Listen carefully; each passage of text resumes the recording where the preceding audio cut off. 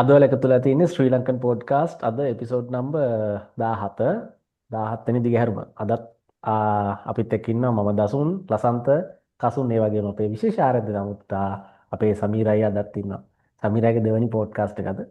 සමීරාව කියන ඉතින් දන්නනේ භූගෝලය ගැන මොකක් හරි මේ කයිවාරුවන්නේ ගහන්න යන්නේ. ඒ නිසා අද කතා කරන්න අපි බලාපොරොත්තු වෙන්නේ බොහොම කාලීන මාතෘකාවක්. ඒ තමයි මේ මෑතකදී සිද්ධ වුණ සුටි කුණාටුවයි, ගම් වතුරයි, නායෑම් සහ ස්වභාවික විපත් පොදුවේ ස්වභාවික විපත් ගැන අපි අද කතා කරන්න බලාපොරොත්තු වෙන පොඩ්කාස්ට් එකෙන්. ඕක තමයි ඉතින් අද කතා කරන්නේ. අපි මුලින්ම සමීරය ඉතින් සබ්ජෙක්ට් එකේ ඉන්න මිනිස්සයානේ.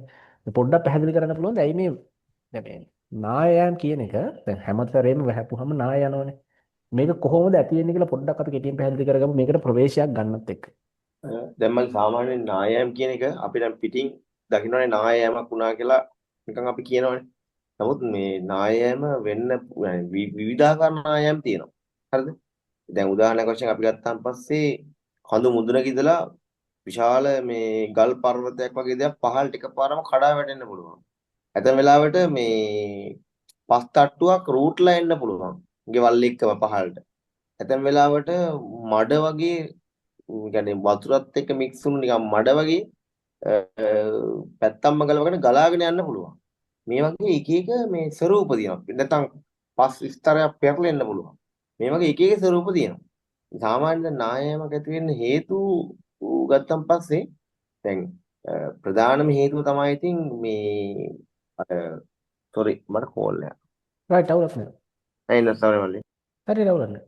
මම පෝස් කරන්න යන්නේ. හරි හරි. හරි ගන්න. හරි.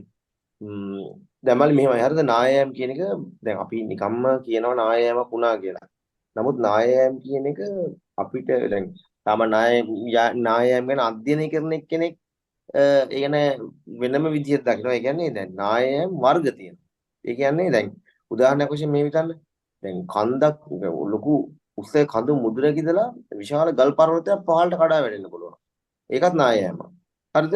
ඊට පස්සේ පස් තට්ටුවක් අපි තුන් බෑවුමක පස් තට්ටුවක් පහළට රූටගෙන එනවා. ඒකේ තියෙන ගස් ගල් අරවා මේවත් එක්ක පහළට රූටගෙන එනවා. ඒකත් නායෑමක්. ඇතැම් වෙලාවට ගල් කැට මඩ වතුර ඔක්කොම දියවුණු මේ ධාරාවක් වගේ පහළට ගලාගෙන එන්න පුළුවන් පස්. මේ හැම එක අය ඕනනම් ඇතැම් අවස්ථාවල මේ පස් තට්ටු පෙරලෙනවා. මේ හැම එකක්ම නායෑමක්. නායෑම් වර්ග ගොඩක් තියෙනවා. සාමාන්‍යයෙන් අපි කියන්නේ නායෑමක් කියන එක ඉහළ ප්‍රදේශයක ඉඳලා අර ගුරුත්වාකර්ෂණ බලය පදනම් කරගෙන පාෂාණ රොන් මඩ පාෂාණ කැබලි වගේ දේවල් පහළට විතැන්වීම කරනවා. වර්ග ගොඩක් තියෙනවා. දැන් ඔගේ ගොඩාක් ඔය හානිදායක වෙන්නේ ඔය ගැලීම් කියන වර්ගය. ඒ කියන්නේ ගැලීම්, ලිහිටුම්, පෙරලීම්, රූටායාම් මෙහෙම ගොඩාක් වර්ග තියෙනවා. හරි ඔගේ ඔය ගොඩාක්ම හානිදායක වෙන්නේ ගැලීම් කියන එක.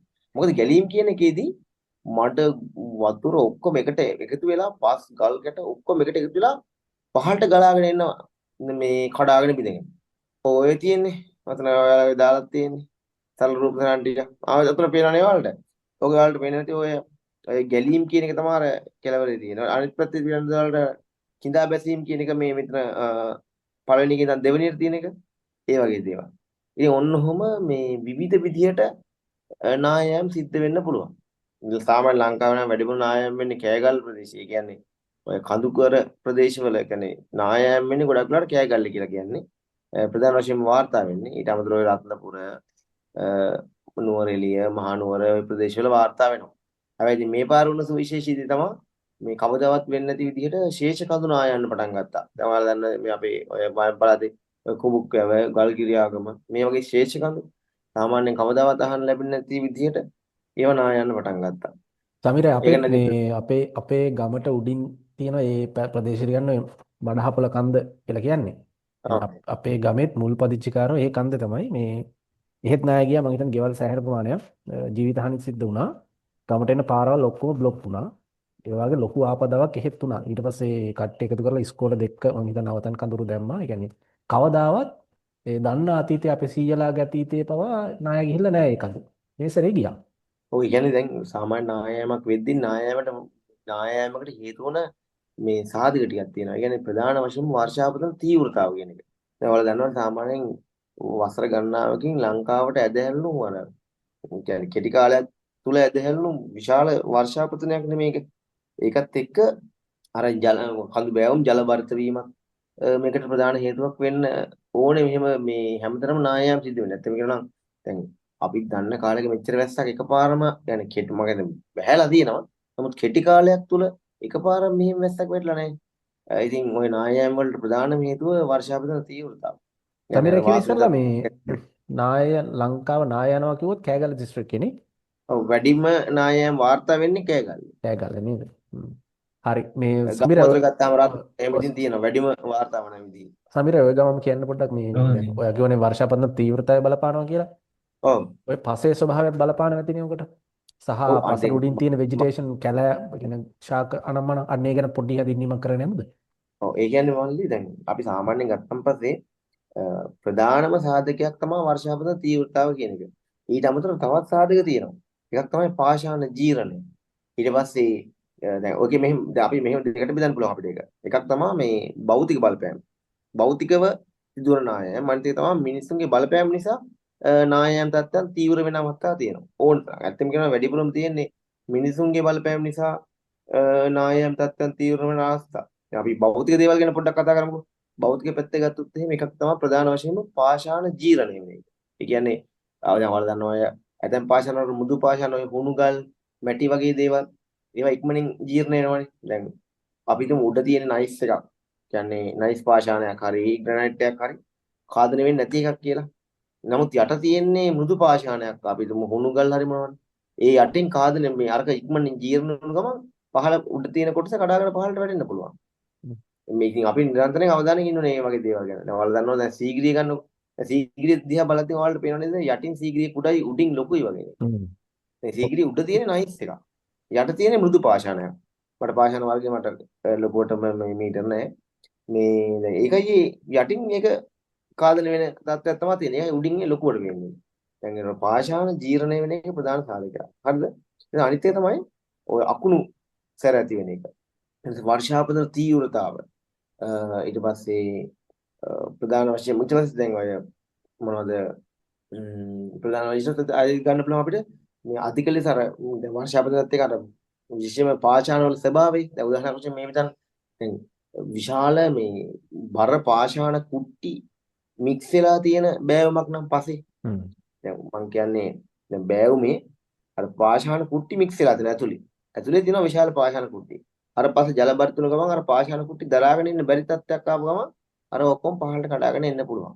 ඒ නිසා ඇතැම් වෙලාවට ආයෙත් තමයි මේ ස්වාභාවිකව ජල මාර්ග අවහිර වීම. ඔයාලා හිතන්නකෝ කන්දක් උඩ ඉඳලා මම මේ කතා කරන්නේ භෞතික බලපෑම ගැන. හොඳේ.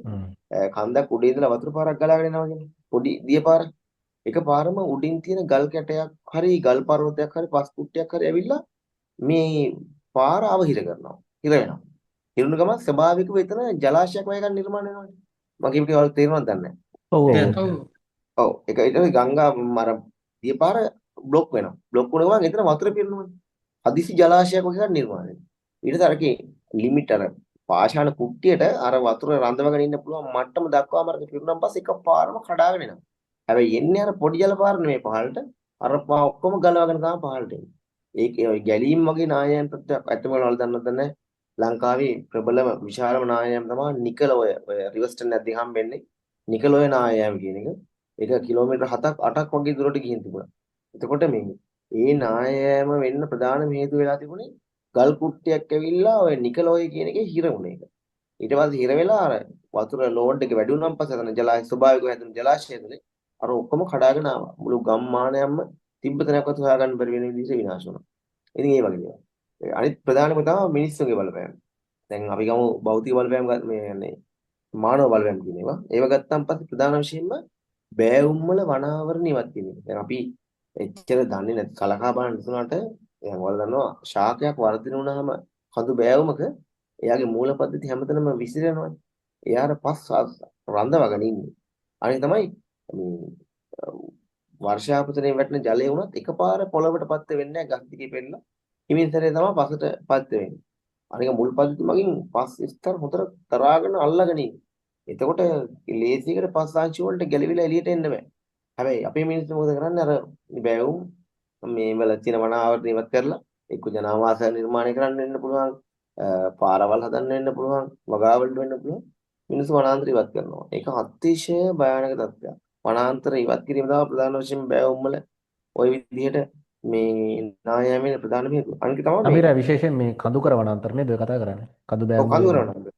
ඔව් පැහැදිලිවම. අනික තමයි මේ දැන් අපි දන්නවා දැන් මේ දැන් ඔය අපි දැව සඳහා ඔය යුකැලිප්ටස් වගේ එක එක ශාක වවනවා මේ බෑවුම් වල. ඊට පස්සේ මොකද කරන්නේ අපි අර දැව ගන්න ඕනලට ගස් ටික කපන් යනවා.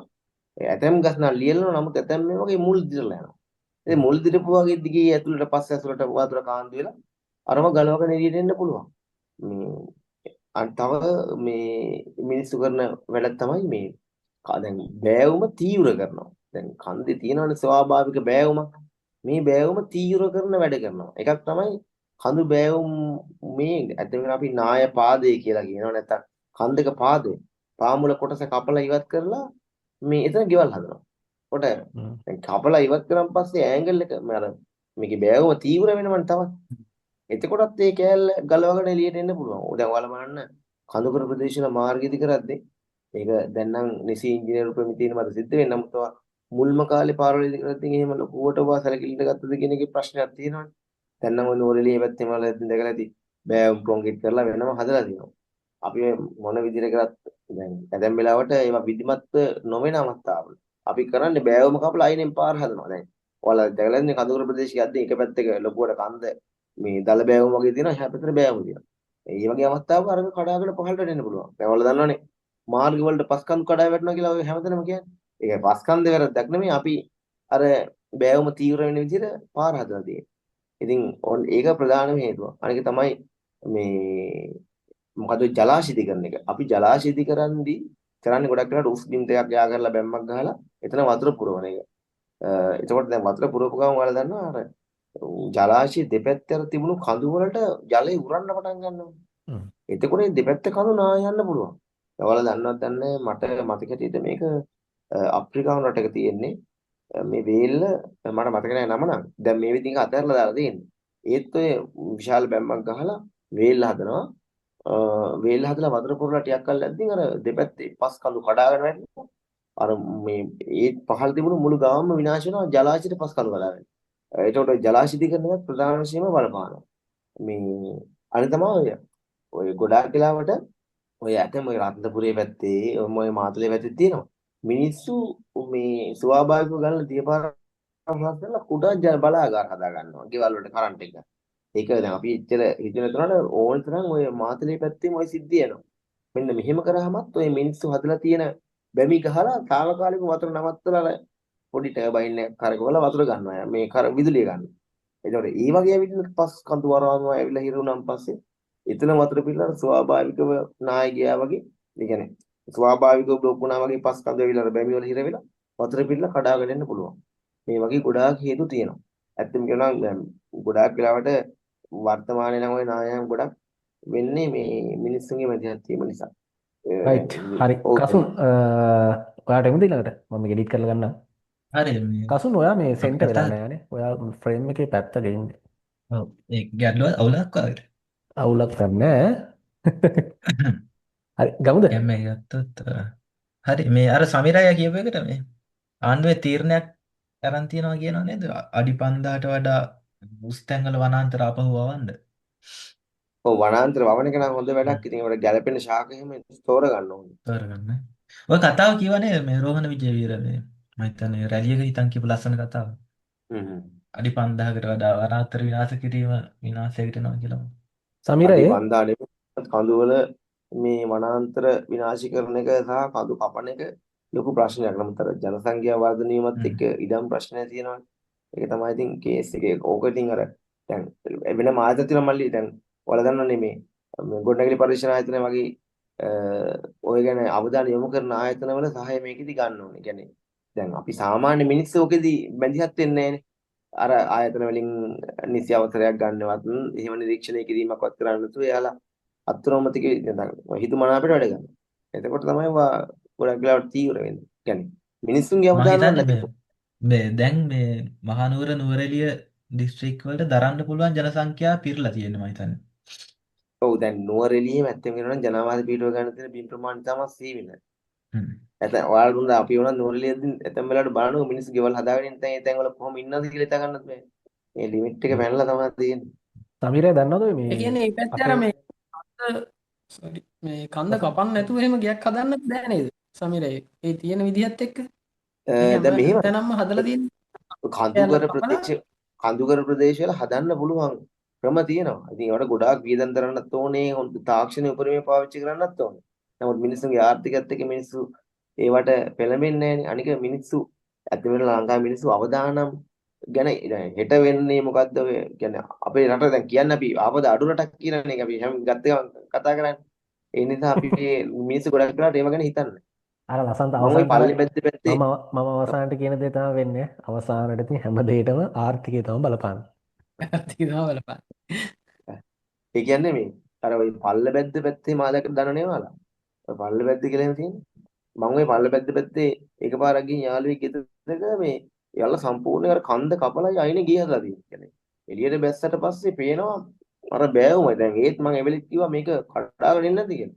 නෑ නෑ ඔය පස් ගොඩක් හයිය කඩාගෙන ඉන්නේ නැහැ කියලා. අපිට එහෙම කියන්න බෑ ඉතින්.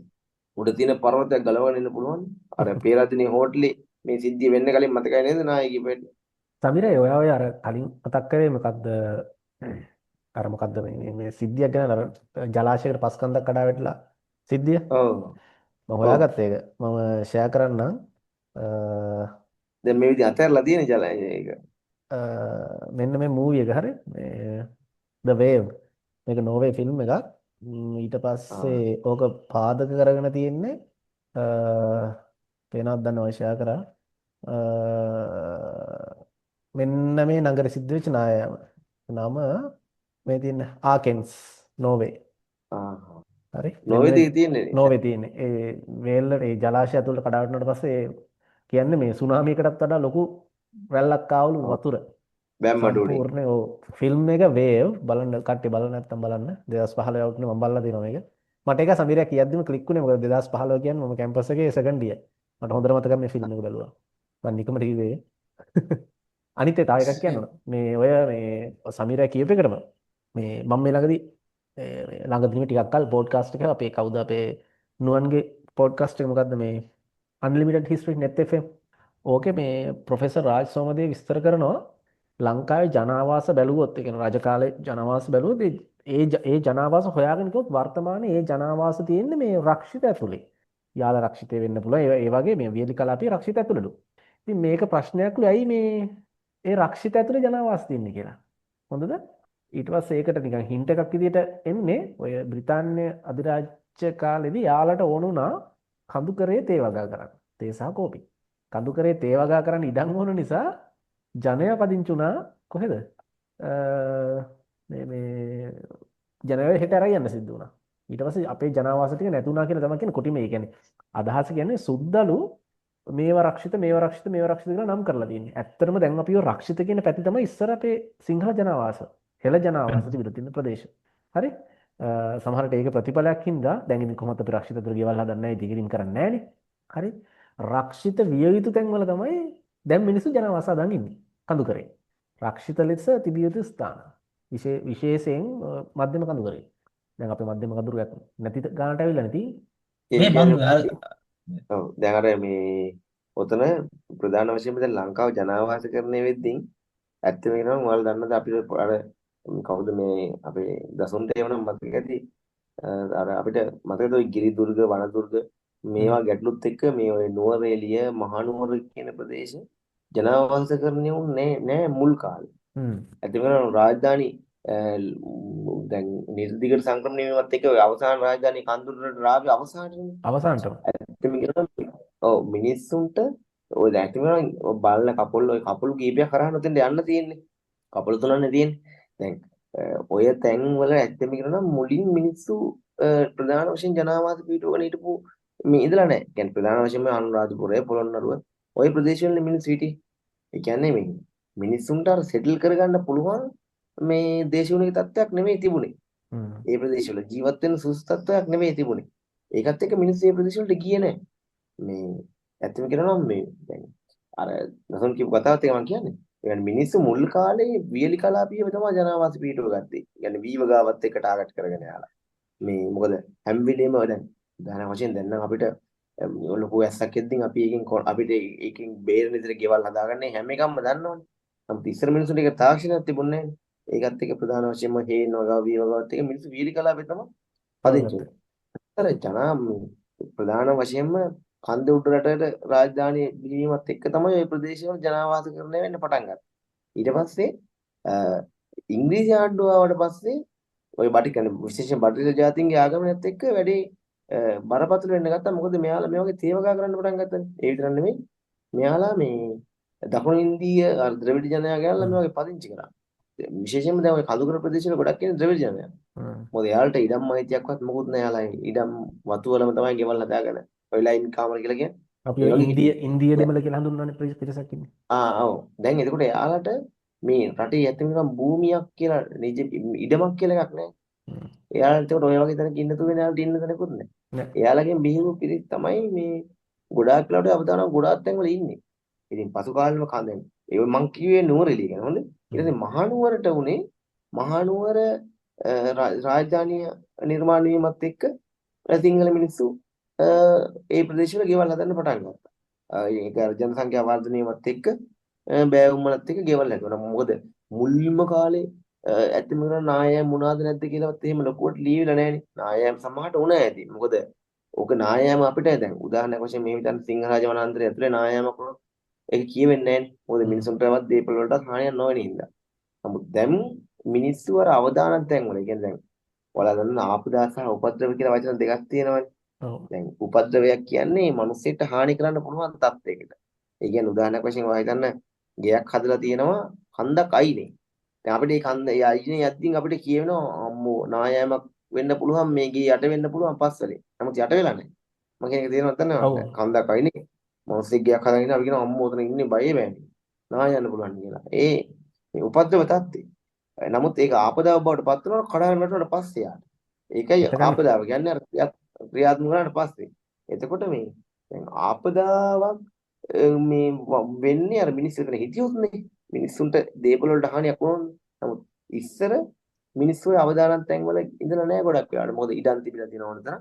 ඒකත් එක්ක මිනිස්සු ඒ තැන්වල රැඳිලා නැහැ. දැන් අර මිනිස්සු ජනසංඛ්‍යා වර්ධනයත් එක්ක අර අවදානම් තැන්වල හැමතැනම ව්‍යාප්ත වීමත් එක්ක ඉතින් මේවා මේ කරදර වෙනවා වැඩි. සමීරව කිව්වේ ආපදා උපද්‍රව ඕක ලස්සන මේ මොකක්ද ඒකට කියන්නේ උපදේශනේ ආප්තෝපදේශ දන්නේ එහෙම දන්නේ එහෙම එකක් තියෙනවා තේරුම් ගන්න හරි අපි බලන අයට මේ ආ පොළඟ කකුලේ කනවා කියලා හිතන්න පොළඟේ කකුලේ කනවා ඒක හැසඩ් එකන්නේ රිස්ක් වර්සස් හැසඩ් කියලා උකට කියන්නේ දැන් ඔය පොළඟම ඉන්නවා ටීවී එක ඇතුලේ ඩිස්කවරි channel එකේ පෙන්නනවා හරි එතන රිස්ක් එකක් නැහැ ඒ පොළඟම හරි දැන් ඔන්න ඔය රිස්ක් එකක් නැහැ ඒක අපිට බලන්න පුළුවන් අවුලක් නැහැ දැන් ඒ පොළඟම ඉන්නවා gedara මිදුලේ හැබැයි ඒවා දන හිසක් වෙනකන් අර බූට් දෙකක් දාගෙන ඉන්නවා හැබැයි පොඩි රිස්ක් එකක් තියෙනවා දැන් නේ පොඩි රිස්ක් එකක් තියෙනවා හරි හැබැයි ඒ පොළඟම ඉන්නවා මිදුලේ ඔයා සපත්තු දාන්න නැතුව නිකන් ඉන්න කකුලේ දැන් රිස්ක් එක උපරිමයි හැබැයි තාම කකුලේ කාලා නැහැ දැන් අපි ඉන්නේ ඔය පොළඟ කකුල ළඟ ඉන්න මට්ටමේ ඔය කියන තැන්වල කකුල ළඟ තියාගෙන පොළඟ ඉන්නේ කොයි වෙලාවක කයිද දන්නේ දැන් මේ සැරේ කෑවා දැන් මේ ආපු කුණාටුවට කෑවා පොළඟ ගොඩක් අය අපේ මේ මෙතන එහා පැත්තේ නාය ගියා ඉබ්බගම ඉඳුල්ගොඩ නාය ගියා ඒ මේ කියන්නේ මම මිනිස්සු පත්‍රයන්නේ මිනිස්සු ගොඩක් ඔය මේ ගෙවල් හදාගෙන ඉන්නේ අර දැන් අපි රජීඩම් කියලා කියන්නේ ඔය කියන්නේ උදාහරණයක් වශයෙන් අපි ගත්තම පස්සේ දැන් විශේෂයෙන්ම ගංගාවල පිටාර තැනිවල විශේෂයෙන්ම කඳු අයිනේ ඉඩම් ඇත්තම අර ඉඩම් අයිතියක් නැත්නම් වල රජී ඉඩම් වල තමයි මිනිස්සු ගෙවල් හදාගෙන ඉන්නේ. ගෙවල් හදාන සුස්තන් නේ ගොඩක් වෙලාවට. දැන් ගොඩාක් වෙලාවට ඒ දදුරු අයනේ එහෙම හානි වලට ලක් වුණු ගොඩාක් අය ඉන්නේ මේ පිටාර තැනි කලාපේ. ඒ කියන්නේ ගංගාව පිටාර කරද්දී මේ එයා මේ කවර් කරන ඒරියා එකක් තියෙනවානේ. ඒ ඒරියා එකේ තමයි එයාලා ගෙවල් හදන්නේ. එතකොට මිනිස්සු යට වෙනවා තමයි. ඒක මිනිස්සු එක තේරුම් ගන්නත් ඕනේ. මේ අනික නිලධාරීන් බලධාරීන් තේරුම් ගන්නත් ඕනේ මිනිස්සුන්ව අයින් කරන්න බලෙන්. මේ ඇත්ත වෙනවා ගොඩාක් දේවල් මොය හානි අවම කරගන්න තිබ්බ හැම කරාන.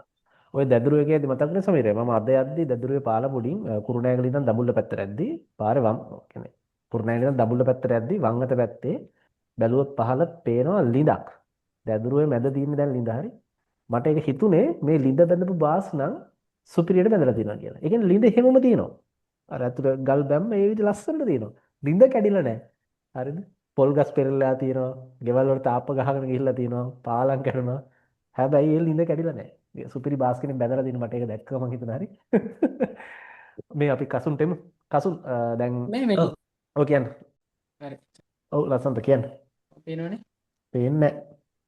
දැන් හරි. ආපදාව අ- උපදින කියන එක ඒක මේ ආපදාවක් විදිහට ගණන් ගන්නේ නෑ පළවෙනි උපද්‍රවයක් කියලා කියන්නේ යම්කිසි ව්‍යසනකාරී තත්ත්වයක් හරිද දීපල වලට ජීවිත වලටත් හානි නෑ උපද්‍රවයක් කියන එක ආපදාවක් කියන එක ඒක ඒ ව්‍යසනයේ හින්දා මිනිස්සෙක්ට හරි දීපල වලට හරි හානි වුණොත් ඒක ආපදාව හ්ම්. ගම් වතුර ගැලවෙන්න ප්‍රශ්නයක් නෑ කරදරයක් නැත්තම් එතකොට උපද්‍රවය හසාඩය ඩිසාස්ටර් එකක් වෙන්නේ අර විදිහට මේ කාටවත් කරදරයක් නැත්නම් අපි ඔබ දන්නෙත් නැහනේ. ඔව් ගොඩක් උපද්‍රව අපි ගණන් ගන්න ඒක මේ වර්ග පහක් විතර කියනවා මේ ආපදා කළමනාකරණය ආපදා උපද්‍රව අවධාන පාත්‍රතාව ප්‍රතිස්ථාපනය මොකක්ද තියෙනවා මේ කසුන් මාර්ග පොඩ්ඩක් ෂෙයා කරන්නද මේ ඔව් ගන්න හරි. මේ මම කිය අර මේක මේ ආතල් එකට ආවේ දසුන් නෑ මේක කට් කරලා මම හරි කරන්න එඩිට් කරද්දි හරි හරි. බලන්න අපේ පොඩ්කාස්ට් එක 18ට වැඩි කට්ටිය ගොඩක් දෙනෙක් බලන්නේ. නෑ නෑ ලසන්තකින්ද මහලීක පේනවනේ රක් කරලා. පේනවා ඒකේ පේනවා. තියෙනවා මෙහෙම දිනය ක්‍රියා කරන්නේ 1970යි 3යි 12 වෙනිදා ස්ථානයේ කොළඹ හයිට් පිටියේ වෙලාව පස්වරු 4යි සිද්ධිය ජනතා විමුක්ති පෙරමුණේ මංගල රැස්වීම කතිකයා රෝහණ විජේවීර මහතා මේ පත්‍රකලේ දින මං කියන්නේ ඒකේ ඉතින් පස්සේ මෙන්න මෙහෙම ඒකේ තියෙනවා ආදරණීය මව්වරුනි පියවරුනි සහෝදර සහෝදරියනි මාත මේ මංගල රැස්වීම කතා කරන්නේ මරණ වරන්තු අතේ තබාගෙනයි සුදු අධිරාජ්‍යවාදීන් අපේ මාතෘ භූමියේ බලාත්කාරයෙන් අල්ලා ගැනීමෙන් පසුව කන්ද උඩරට අඩි 5000ට වඩා උස සීලවනාන්තර භූමිය කපා විනාශ කොට තේ වගා කළා. ඉන්පසුව කළු සුද්දෝ ඉතිරි වනාන්තර ටිකක් කපා මහ විනාශයක් සිදු කරමින් ඉන්නවා. කළු සුද්දෝ දැන් කරන්නේ ඒ වැඩේ. මේ මහ විනාශය නැවැත්වුවේ නැත්නම් දශක 3ක් 4ක් ඉදිරියට යද්දී නායම් සෝදා පාළුව ජල ගැලීම් නියඟේ තිබි ජන සංහාරයක් සිදු වෙනවා. මේ මාතෘ භූමියේ ගෝලීය තත්ත්වය අනුව ස්වභාවික පරිසරයේ සමතුලිත භාවය රැකීමට නෑ නෑ එයා ඒ නම් කතාව අනිවාර්යයෙන්ම කියනවා අඩි 5000ට වඩා උස ඇත්තේ සීල භූමිය වනගත කළ ටෙලි යුතුයි. කියන්නේ විජය කළු විජය සුද්දනි ප්‍රදර්ශනයක් මේ ඇත්තේ මහ විනාශය දැන්වත් නවත්තපල්ලා. 30ක් 40ක් ඇති තොපේසේ අනිවාර්යයෙන් නොකළහොත් එදාට මම ජීවිතුන් අතර සිටින්නත් නොසිටින්නත් පුළුවන්. නමුත් නායම් වලින් කඳු කඩා වැටීම් වලින් 100,000 ගණන් ජනයා මිය යාම වළක්වා ගන්නට බැරි වෙනවා. ලසා ඊට එන්න කලින් අනාවැකි. ඒකට එන්න කලින් පොඩ්ඩක් මේක අරගෙන දැන් ඔතන නායයන් ප්‍රධානම හේතුනේ දැන් සමීරයි කලින් කිව්වා වගේ ශනිකව ඇති වුණ මේ අධික මොනවද ඒවට කියන්නේ සීඝ්‍ර වර්ෂාපතනේ. මේ කෙටි කාලයකදී වර්ෂාව ගොඩක් හම්බුණා. දැන් ඒක හම්බ වෙන්න බලපාපු සාධකයන් දැන් ඔය සුලිකුණාට මොකක්ද ඒකේ නම මට මතක නැහැ. දිට්ටෝ දිට්ටා ඔය දිට්ටා සුලිකුණාට ඒකේ කලින් පීඩනව පාත වෙලා ඔය වෙන කේස් එකක් ගියානේ ඕක කලින් දැනුවත් කරේ නෑ. BBC එකේ කිව්ව අය අරක කිව්ව අය මේක කිව්ව අය දන්නේ නැහැ. ඉතින් අපි කොහොමද දැනන් හිටින්නේ නැනේ. අපි ඒ ගැන කතා කරන්න බලාපොරොත්තුකුත් නැහැ. හරි? මම කියන්න ගියේ කසුන් ඔය සුලිකුණාට සිද්ධිය ගැන ඔයාලට පැහැදිලි කරන්න පුළුවන් නේ? අපි එතනින් කතා කරමු. ඔව් මේ මුලින්ම මේ මම මේ ගැන එක්ස්පර්ට් කෙනෙක් නෙමෙයි සාමාන්‍ය අපි මාත් පොඩ්ඩක් හොයලා ගත්ත තොරතුරුත් එක්ක කතා කරන්නේ. හොඳයි. මේ දැන් සුලිකුණාට මම මෙහෙම පටන් ගන්නම්. මේ සමීරය පොඩි සපෝට් එකක් දෙන්න. සුලිකුණාට මම දන්න තරමින් මේ ප්‍රධාන වර්ග දෙකක් තියෙන එකක් තමයි සයික්ලෝන් කියන වර්ගය අනික ටොනඩෝ කියන වර්ගය.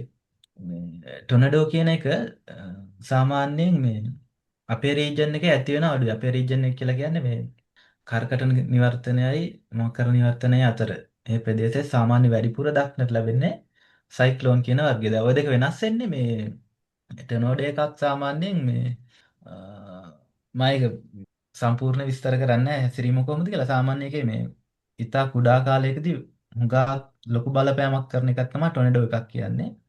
පැතිරලා තියෙන ප්‍රමාණය අඩුයි. හැබැයි ප්‍රබලත්වයෙන් ඉතා විශාලයි. හැබැයි සයික්ලෝන් එකක් මේ දෙකම සුළි තමා. සයික්ලෝන් එකක් බොහෝ සාමාන්‍ය දවසක් දෙකක් වගේ පවතිනවා. ලොකු ප්‍රදේශයක් පුරා පැතිරලා තියෙනවා. දැන් අපිට එක එක නමුත් කියනවනේ හරිකේන් කියනවා ටයිෆූන් කියනවා දැන් දිට්ටා කියලා මේ නමක් කියලා තියෙනවා. ඔය නම් ගැන කතා කරොත් එහෙම මේ සයික්ලෝන් කියන වර්ගයේ සුලිකනාටු වල සයික්ලෝන් කියන වර්ගයේ මේ ඇති වෙන ප්‍රදේශ අනුව තමයි ඔය මේ ප්‍රධාන නම් දෙකක් දෙනවා. ඇති වෙන ප්‍රදේශ අනුව මේ හරිකේන් සහ ටයිෆූන් කියලා. එතකොට හරිකේන් කියන වර්ගය ඇති වෙන්නේ හුඟක් වෙලාවට මේ ඒක නම් කරන්නේ මේ ඇමරිකා නැත්තම් මේ නැගෙනහිර පැසිෆික් සහ ඇට්ලාන්ටික් සාගර තුල ඇති වෙන ඒවා මේ හරිකේන් විදිහට අපි කතා කරනවා. ඒතකොට ඉන්දියන් සාගර සහ ඉන්දු පැසිෆික් රීජන් එකේ ඇති වෙන ඒවා මේ ටයිෆූන් විදිහට කතා කරනවා. එතකොට මේ දැන් මේ සුලිකුණාටුවක් ඇති වෙන්නේ ඒකට බලපාන සාධක කීපයක් තියෙනවා. දැන් සාමාන්‍ය අපි ඉන්නේ ශ්‍රී ලංකාව සහ ඉන්දියන් සාගරයේ බෙන්ගාල් බොක්ක ආශ්‍රිත ප්‍රදේශයේ. එතකොට මේ රීජන් එකේ සාමාන්‍ය වැඩිපුර සුලිකුණාටු ඇති වෙන රීජන් එකක්. ඊට පස්සේ පිලිපීන් ඉන්දුනීසියාන් ඒ කලාපේ වැඩිපුර ඇති වෙනවා. ඇමරිකාව ෆ්ලොරිඩා ඒ පැත්තේ සාමාන්‍ය වැඩිපුර ඇති වෙනවා. ඒතකොට සයික්ලෝන් එකක් ඇති වෙන්න මේ සයික්ලෝන් එකක් වර්ධනය වෙන්නේ සාමාන්‍යයෙන් අඩු පීඩන කලාපයක් සාගරය තුන ඇති වුනහම. දැන් අපි මේ ඔකට බලපාන සාධක ගත්තොත් එහෙම දැන් ඒ කීපයක් කියන්න පුළුවන්. එකක් තමයි මේ කියන්නේ ග්ලෝබල් වෝමින් කියන එක බලපානවා කියන ග්ලෝබල් වෝමින් කියන එක සාමාන්‍යයෙන් දැන් අවුරුද්දකට සුළුකුණාටු ඇති වෙනවා කියමුකෝ 10ක්. ඒතකොට ග්ලෝබල් වෝමින් කියන එක වැඩි වෙන්න සුළුකුණාටු ඇතිවීමේ ප්‍රවණතාවය වැඩි වෙනවා. එහෙම එකක් තියෙනවා. ඊට පස්සේ මේ සයික්ලෝන් එකක් ඇති වෙන දැන් බෙන්ගාල බොක්ක අපි ගමු උදාහරණයට මේ බෙන්ගාල බොක්කේ සයික්ලෝන් එකක් ගැන අපි අධ්‍යයනය කරොත් එහෙම සයික්ලෝන් එකක් නිර්මාණය වෙන්නේ අඩු පීඩන කලාපයක් සාගරයේ නිර්මාණය වීම. දැන් අඩු පීඩන කලාපයක් කියන්නේ මේ මෙහෙමයි.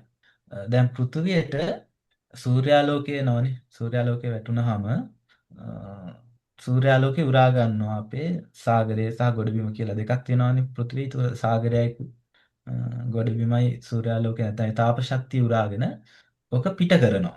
විකිරණ විදිහට පිට කරනවා. එතකොට තමයි අපිට මේ රස්නේ දැනෙන්නේ. සාමාන්‍යයෙන් ගොඩබිම ඉක්මනට රත් වෙනවා සහ ඉක්මනට නිවෙනවා.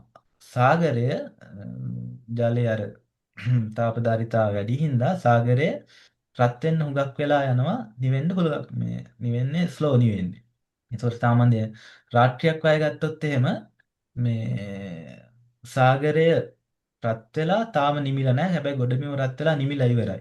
එතකොට උෂ්ණත්ව වෙනසක් ගොඩබිම සහ මුහුදේ ඇති වෙනවා.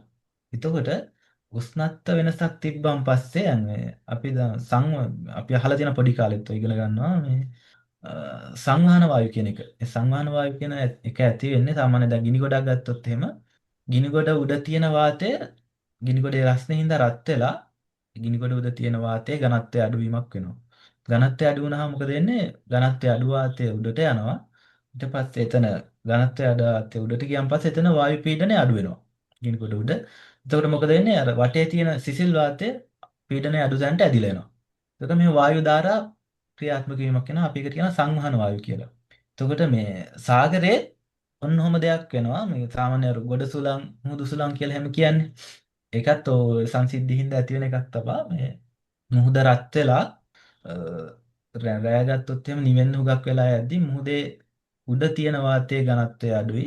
එතකොට එතන ලෝ ප්‍රෙෂර් එකක් එනවා. හින්දා ගොඩබිම ඉඳලා මුහුද දෙසට හුලං හමාගෙන එනවා. මේ මෙන්න මේ වගේ තත්ත්ව හේතු වෙනවා සයික්ලෝන් නැත්තම් සුලිකුණාටු ඇතිවීමේ මූලික අදියර විදිහට හේතුවක් වෙනවා. දැන් අපි ගත්තොත් එහෙනම් බෙන්ගාල් බොක්කේ සුවිශේෂී ලක්ෂණයක් තියෙන එක තමයි මේ මගේ බෑග්ග්‍රවුන්ඩ් එකේ තියෙනවා මේ ලංකාව තියෙනවා ඊට පස්සේ ඉන්දියාව ඊට පස්සේ ඔහොම මියන්මාර් දක්වාම වට වෙච්ච අර බොක්කක් කියලා කියන්නේ අපි ඒ හැඩේ. ඒතර ඔකේ තියෙන විශේෂත්වය තමයි මේ ඔතෙන් විශාල ජල කඳක් මේ ගලන් එනවා. ගංගා කීපයකින්ම වතුර බෙන්ගාල් බොක්කට එනවා. බුරුමේ පැත්තේ ඉරවඩ්ඩි එනවා මේ බංග්ලාදේශෙන් බක්නපුත්ත ගංගා නම් ඔය ගංගා ටික ඔක්කොම ඇවිල්ලා විශාල ජල කඳක් බෙන්ගාල් බොක්කට එකතු වෙනවා. ගංගා වලින් එන වතුර සාමාන්‍යයෙන් මේ වෝම් එක වැඩි කරන උෂ්ණත්වය වැඩි වතුර පාරක් එනවා. මේ සාධකත් එක්ක බෙන්ගාල් බොක්ක ආශ්‍රිත හුඟක් වෙලාවට නිර්මාණය වෙනවා අඩු පීඩන කලාප. ඒතකොට අඩු පීඩන කලාපය නිර්මාණය වුණාම මේ සුළං ඒ අඩු පීඩන කලාපයට වටෙන්ම ගලාගෙන එනවා. ගලාගෙන එද්දී සුළඟ නිකන් නෙමෙයි ගලාගෙන එන්නේ. සාමාන්‍යයෙන් මේ දැන් අපි දන්නවා ජලය වාෂ්ප විදිහට පවතින්න පුළුවන්. ජලය වාෂ්ප වෙනවනේ. તો සාමාන්‍ය අපි දන්නේ බොයිල් වුණාම ජලය වාෂ්ප වෙනවා. ඒ කියන්නේ මේ සෙල්සියස් අංශක 100ට ආපුවම පස්සේ තමයි ජලය වාෂ්ප වෙන්නේ. හැබැයි තව ක්‍රමයක් තියෙනවා ජලය උඩට එන වායු ගෝලයට එකතු වෙන වාෂ්පීභවනය. සාමාන්‍යයෙන් මුහුදේ සාමාන්‍යයෙන් සෙල්සියස් අංශක 26 විතර පැන්නම් පස්සේ අර ගලාගෙන එන හුලන් ධාරාවත් එක්ක ජල වාෂ්පය එකතු වෙලා ගලාගෙන මේ හමාගෙන එනවා. වාෂ්පීභවනය කියන ක්‍රියාවලිය ඔස්සේ. එතකොට මේ අඩු පීඩන කලාපයකට වායු ධාරා වේගෙන් ගලාගෙන එද්දී වාෂ්පීභවනයත් එක්ක අර ජල වාෂ්ප විශාල ප්‍රමාණයකුත් එකතු වෙනවා.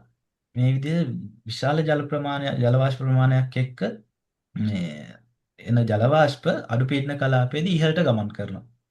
මෙහෙම එන වාතය අඩු පීඩන කලාපයේදී ඉහළට ගමන් කරනවා. ඉහළට ගමන් කරන්න මොකද වෙන්නේ? උන්නතාංශයත් එක්ක උෂ්ණත්වය අඩු වෙනවනේ. උෂ්ණත්වය අඩු වුණාන් පස්සේ ඉහළ වායු ගෝලයේදී මේවා ඝනීභවනය වෙන්න පටන් ගන්නවා. ඒ ඝනීභවනයෙන් තමයි මේ විශාල වලාකුළු ප්‍රමාණයක් නිර්මාණය වෙන්න පටන් ගන්නවා. මේක මේ සයිකල් එකක් විදිහට ක්‍රියාත්මක වෙනවා. සාමාන්‍යයෙන් දැන් මේ ඩිට්ටා කියන සුළි කුණාටුව ඔය අඩු පීඩන ගතිය පෙන්වලා තියෙන්නේ ශ්‍රී ලංකාවේ නැගෙනහිර ප්‍රදේශයේදී මේ නොවැම්බර් 10 12 විතර වෙනකොට මේක නිරීක්ෂණය කරලා තියෙන අඩු පීඩන කලාපයක් නිර්මාණය වෙමින් පවතිනවා කියලා. එතකොට මේ සුළි කුණාටුවක් තව නිර්මාණය වෙන්න තව බලපානවා දැන් ඔය සුලන් ධාරා කියන එක. මේ සුලන් ධාරා ගැන කතා කරද්දී මේක පොඩ්ඩක් කියලාම යන්න ඕනේ මේ මම කියන කොරිලියස් ඉෆෙක්ට් කියන එක. ඒ කියන්නේ මේ ඒ කියන්නේ සාමාන්‍යයෙන් උතුරු අර්ධගෝලයේදී සුළි කණාවත ඇති වෙන අපි කියනවා දක්ෂිණාවර්තව ක්ලොක්වයිස්, දකුණු අර්ධගෝලයේදී ඇන්ටි ක්ලොක්වයිස්. මම හරිනේ සමීරය? ඔව් හරි. නේ මේ ඒකටත් හේතුවක් තියෙනවා. දැන් මේ පෘථිවි ගෝලය ගත්තාන් පස්සේ පෘථිවිය ගෝලාකාරයි. යෝග මේ භ්‍රමණය වෙනවා. එහෙනම් තමයි අපිට නැගෙනහිරින් ඉර පායනවා කියලා පේන්නේ ඒකනේ. එතකොට මේ පෘථිවි ගෝලයත් එක්ක වායු ගෝලයත් භ්‍රමණය වෙනවා. දැන් භ්‍රමණයේදී අපි දන්නවා මෙහෙම භ්‍රමණය වෙද්දී අසන් සමහර පොඩ්ඩක් උඩ සම්බන්ධ මොනවද පෙන්වන්න පුළුවන්ද? ඒක පැහැදිලි කරන්න ලස්සනයි දාන්න බැරිද මොනවද? මම දැකලා තියෙනවා ඔකට ලස්සන මේ පින්තූර වලින් පැහැදිලි කරලා තියෙන එක. ඔව් ඒ මල්ලි පින්තූර කොලියස් ලස්සන ඉෆෙක්ට් කියන්න පුළුවන්. ඒකට මේ මම ඒකට සූදානම් වුණේ නැහැ. බෝඩ් එකක් වැදිබන ලස්සන කරලා දෙන්නන්න තිබුණා. එහෙනම් මම කියන්නේ මේ කසුන් කියන්න හදන්නේ කොරියෝලිස් බලය ගැන වෙන්නේ. ලස්සන ඔව් මම හිතන්නේ දාන්න පුළුවන් නම් ලේසි වැඩි. දන්නවා. ලස්සන කියන්නේ ඔව් එතකොට මේ ඕකේ වෙන්නේ මේ අන්නහරි සමගය ආසන්න වාතය වේගෙන් ගමන් කරනවා.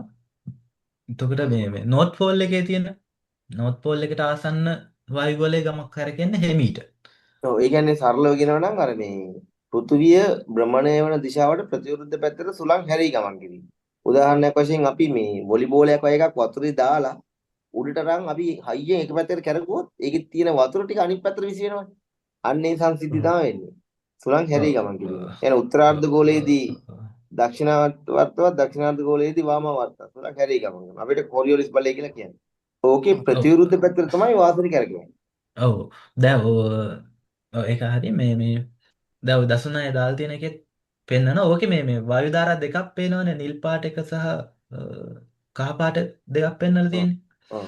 ඒ කියන්නේ සමකය දෙසින් උතුරු පැත්තට හුලඟක් හමා ගියොත් උතුරු අර්ධගෝලයේ පැත්තට හමා ගියොත් එම සමකය පැත්තේ තියෙන සුළං වල වේගය වැඩි උතුරු පැත්තට සාපේක්ෂව. ඒ හින්දා මොකද වෙන්නේ දැන් අපි මෙහෙම කැරකුවොත් මට ඒක කියන්න බෑ. දැන් සමකය දෙසින් උතුරු පැත්තට හමන හුලඟ ගමන් කරන්නේ නිල් පාත හුලං ධාරාවක් විදියට. හරිද? ඊට පස්සේ නෝත් පෝල් එකේ ඉඳන් සමකය දෙසට හුලං ධාරාවක් ගමන් කරොත් ඒක අනිත් පැත්තට ගමන් කරනවා. ඒක ඇත්තටම වෙන්නේ මේ වේග වෙනස හින්දා. සමකය ආසන්න ප්‍රදේශවල මේ හුලං ධාරා වේගය වැඩි උතුරු පැත්තේ වේගය අඩුයි හින්දා තමයි ඔක සාපේක්ෂව පේන්නේ. එතකොට මොකද වෙන්නේ මේ මෙතන මේ හුලං ධාරා දෙකක් දෙපැත්තට ගමන් කරද්දී අපි අර බල යුග්මයක් කියලා හැමත් ෆිසික්ස් වල කතා කරන්නේ.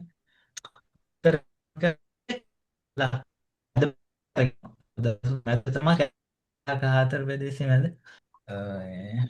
අන්න ඒ විදියට මේ අර ලෝ ප්‍රෙෂර් ෂෝන් එකට කොරියලස් ඉෆෙක්ට් එක බලපෑමන් පස්සේ සයික්ලෝන් එකක් ඇති වෙන්න පුළුවන්. හරි. ඒතකොට මේ සයික්ලෝන් එකක් දැන් මෙහෙම වෙන්න පුළුවන්. සයික්ලෝන් එකක් දැන් මේක අන්ප්‍රෙඩික්ටබල්. සයික්ලෝන් එකක් ලෝ ප්‍රෙෂර් එකක් සයික්ලෝන් එකක් බවට මේ අනිවාර්යෙන්ම යනවා කියලා අපිට කියන්න බෑ.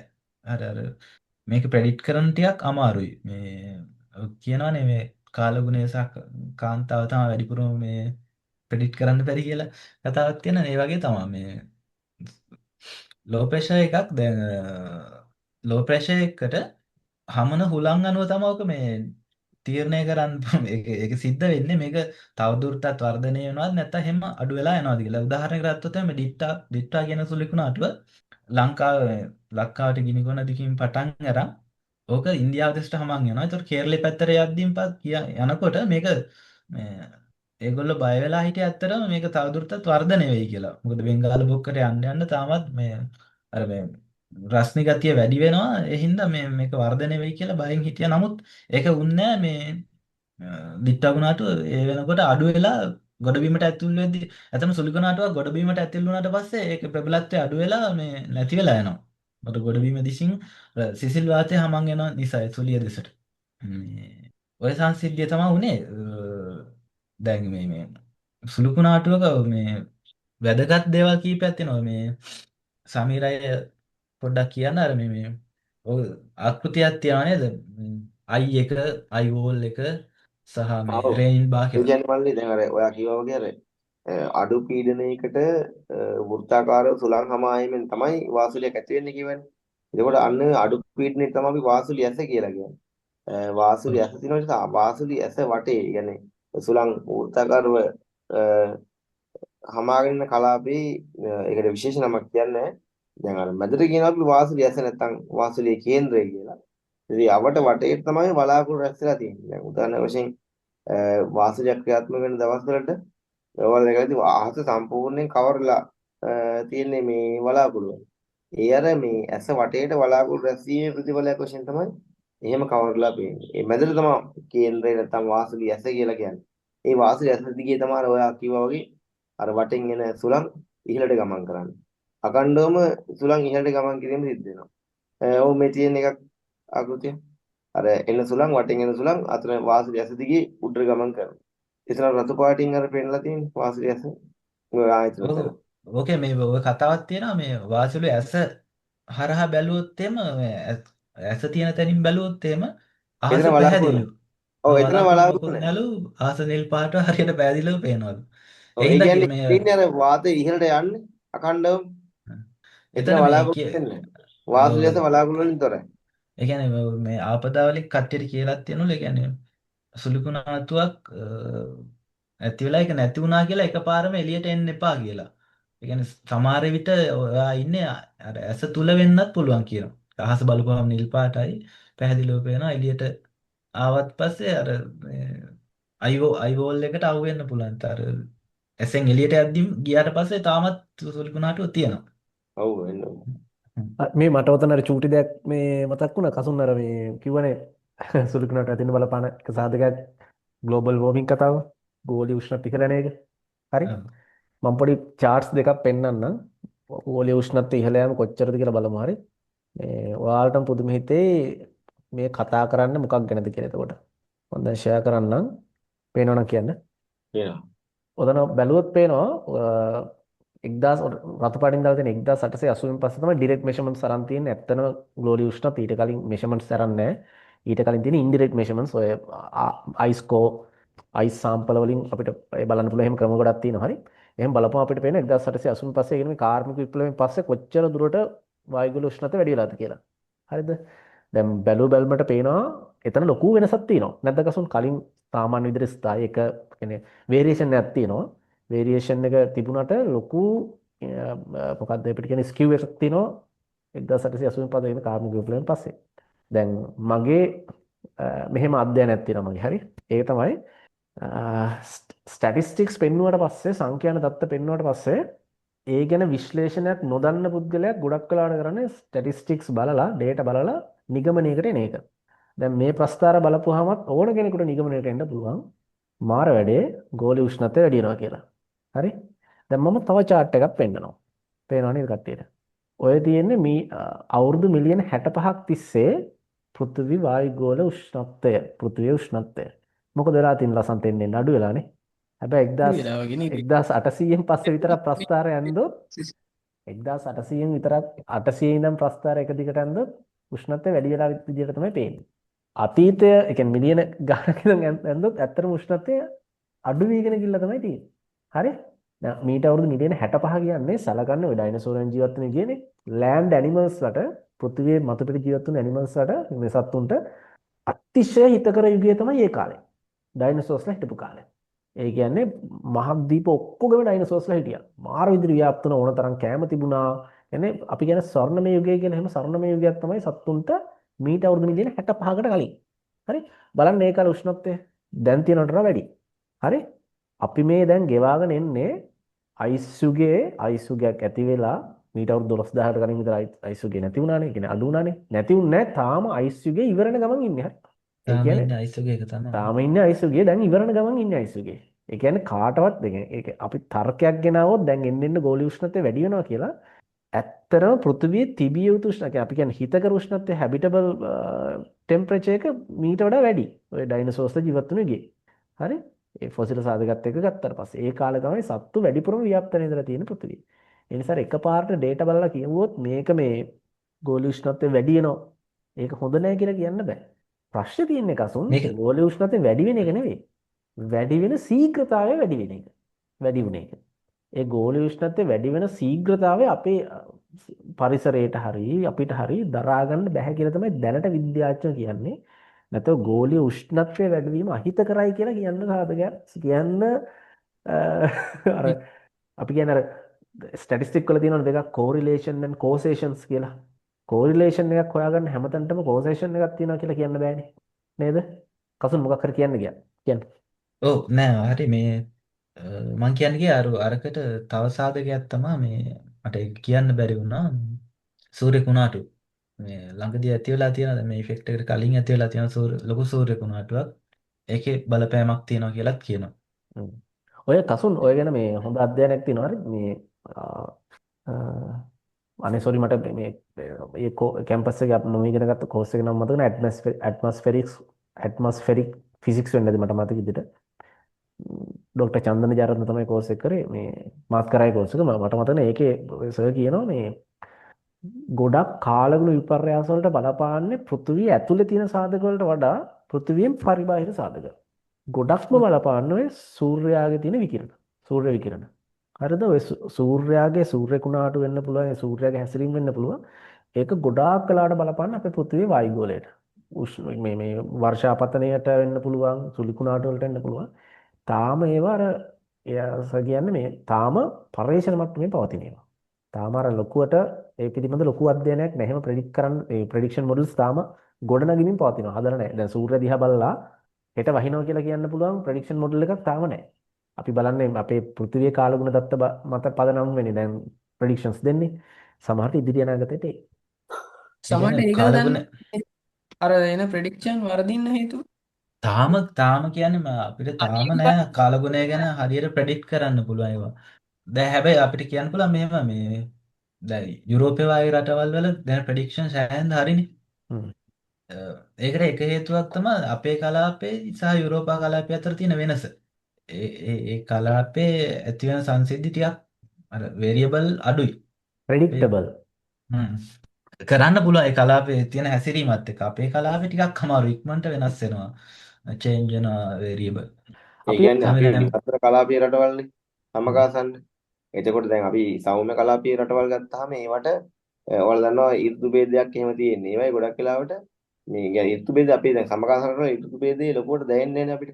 දැන් අපිට දැන් යුරෝපේ යන්න පුළුවන් නම් දැන් මේ වෙද්දින් යුරෝපය එයාගේලාගේ රාත්‍රී කාලේ ගොඩාක් දිගයි අධික සිසිල් මේ කාලගුණ තත්ත්වයක් තියෙන්නේ.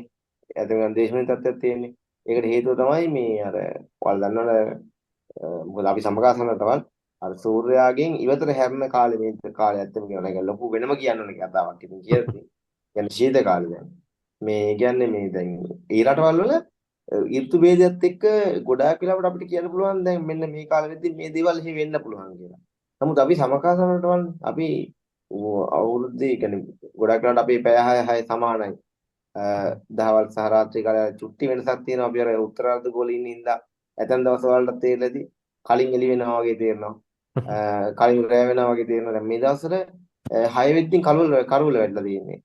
පොඩ්ඩක් දිගට හවස 6 වට්ටුනේ. වෙද්දී. ඔයාලා බලන්න ඇතම් දවස් තියෙන අපිට හවස 4ත් එළිය වැටලා තියෙන දවස්.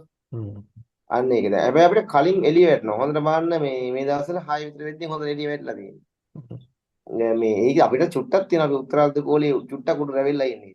ඇත්තම නම් අර කසුන් කියපු කතාව අපි අර සමකාසන රටක් හින්දා අපි කාලගුණ විද්‍යාවට නිශ්චිතව කියන්න බෑ. ඇත්තම නම් දැන් ගොඩක් අය කියනවා අපේ කාලගුණ විද්‍යා දෙපාර්තමේන්තුව කිව්වොත් ඒක කවදාවත් වෙන්නේ නැහැ. මේ එහෙම කියලා. නමුත් ඒක අපිට එහෙම කියන එක වැරදි. මොකද අපි හැම වෙලේම අනාවැකියක් විතරයි කියන්නේ. කාලගුණය කියන එක අපිට කියන්න බෑ මොන විදිහට වෙනස් වේද කියලා දැන්. අපි දිත්වායකට කට්ටිය කිව්වා සූදානම් වුණේ රජය කියලා. දැන් ඔයාලා දන්නවා රජය කොහොමද සූදානම් වෙන්නේ කියලා වාසුලියකට. මොකද වාසුලිය මේ ඇත්තම කියනවා නම් එයා එයි කියලා හිතපු පාත් එක නෙමෙයි ආවේ. සම්පූර්ණයෙන් පාත් එක වෙනස් වුණා. ඉතින් අපි මිනිස්සු කොහෙද ගිහින් කොහේ හරි මේ ජනාධිපති මාලිගාවේ හංගගන්නේ. එහෙම කිසිම තැනක තියාගන්න බෑ. මං කියන්නේ මේ ඇතම් මිනිස්සු නම් ඔහෙ නිකන් ඔහෙ කියවන කතා. يعني අපි මිනිස්සුන්ට අපිට කියලා තියන්න තිබුණා මෙහෙම වෙනවා කියලා. ඒ කිව්වත් මේ දසුන් අපි අපේ මිනිස්සු ආරක්ෂා වෙයි කියලා හිතනවා. ගංගාවෙන් ඉවත් වෙන්න කිව්වා.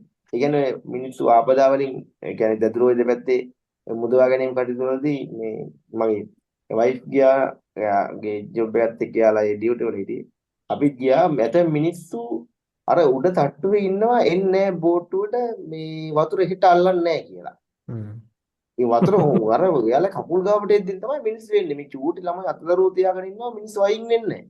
ඉතින් ඒ දේවල් එතකොට මේ ඒවා ඇත්තම කියනවා නම් මේ කාටවත් කරන්න පුළුවන්. මිනිස්සු මේවට යටත් වෙන්නේ නැහැ. මිනිස්සු ඇත්ත වෙනම් අපි පෙතර අපේ රටවයි ආපදා අඩුකින් ඒක තමයි ඒකට ප්‍රධානම හේතුව. මිනිස්සු ආපදා වලින් බැට කනවා අඩුයි. ඒ නිසා මිනිස්සු බය වෙනවා. පෙර සූදානමක් අපේ එහෙනම් රටේ නැහැ. ඒ තමයි කියන්නේ දැන්. ඇති වෙන අනාවැකි කියන එක. ඒක අනාවැකියක් කියන්නේ අනාවැකිය 150ක් හරියන්න පුළුවන් වරදින්න පුළුවන්. අපි අර සමකාසන රටවලින් ඉඳන් මම අර කසුන් කියපු කතාව නැති කියන අපි සමකාසන රටවලින් ඉඳන් අපේ දේශගුණය හරි يعني මා විදිහට වෙනස් වෙනවා. ඒ කියන්නේ අපි දැන් අවකාශී වශයෙන් තැනින් තැනටත් වෙනස් නේ දේශගුණය ලංකාවේ. එතකොට ලෝකේ රටවල් කීපයයි තියෙන්නේ. ඊටමත් කෙටි දුරක් යද්දී දේශගුණය හරි අපූර්ව විදිහට වෙනස් වෙනවා. මේ අපි චූටි රටක්නේ. දැන් බලන්න අපි යාපනයේ ඉඳලා අපේ නුවරඑළියට යන්න අපි හිතමු පැය 3ක් යනවා කියලා. ඒ පැය 3 තුළ දේශගුණය මාර විදිහට වෙනස් වෙනවානේ.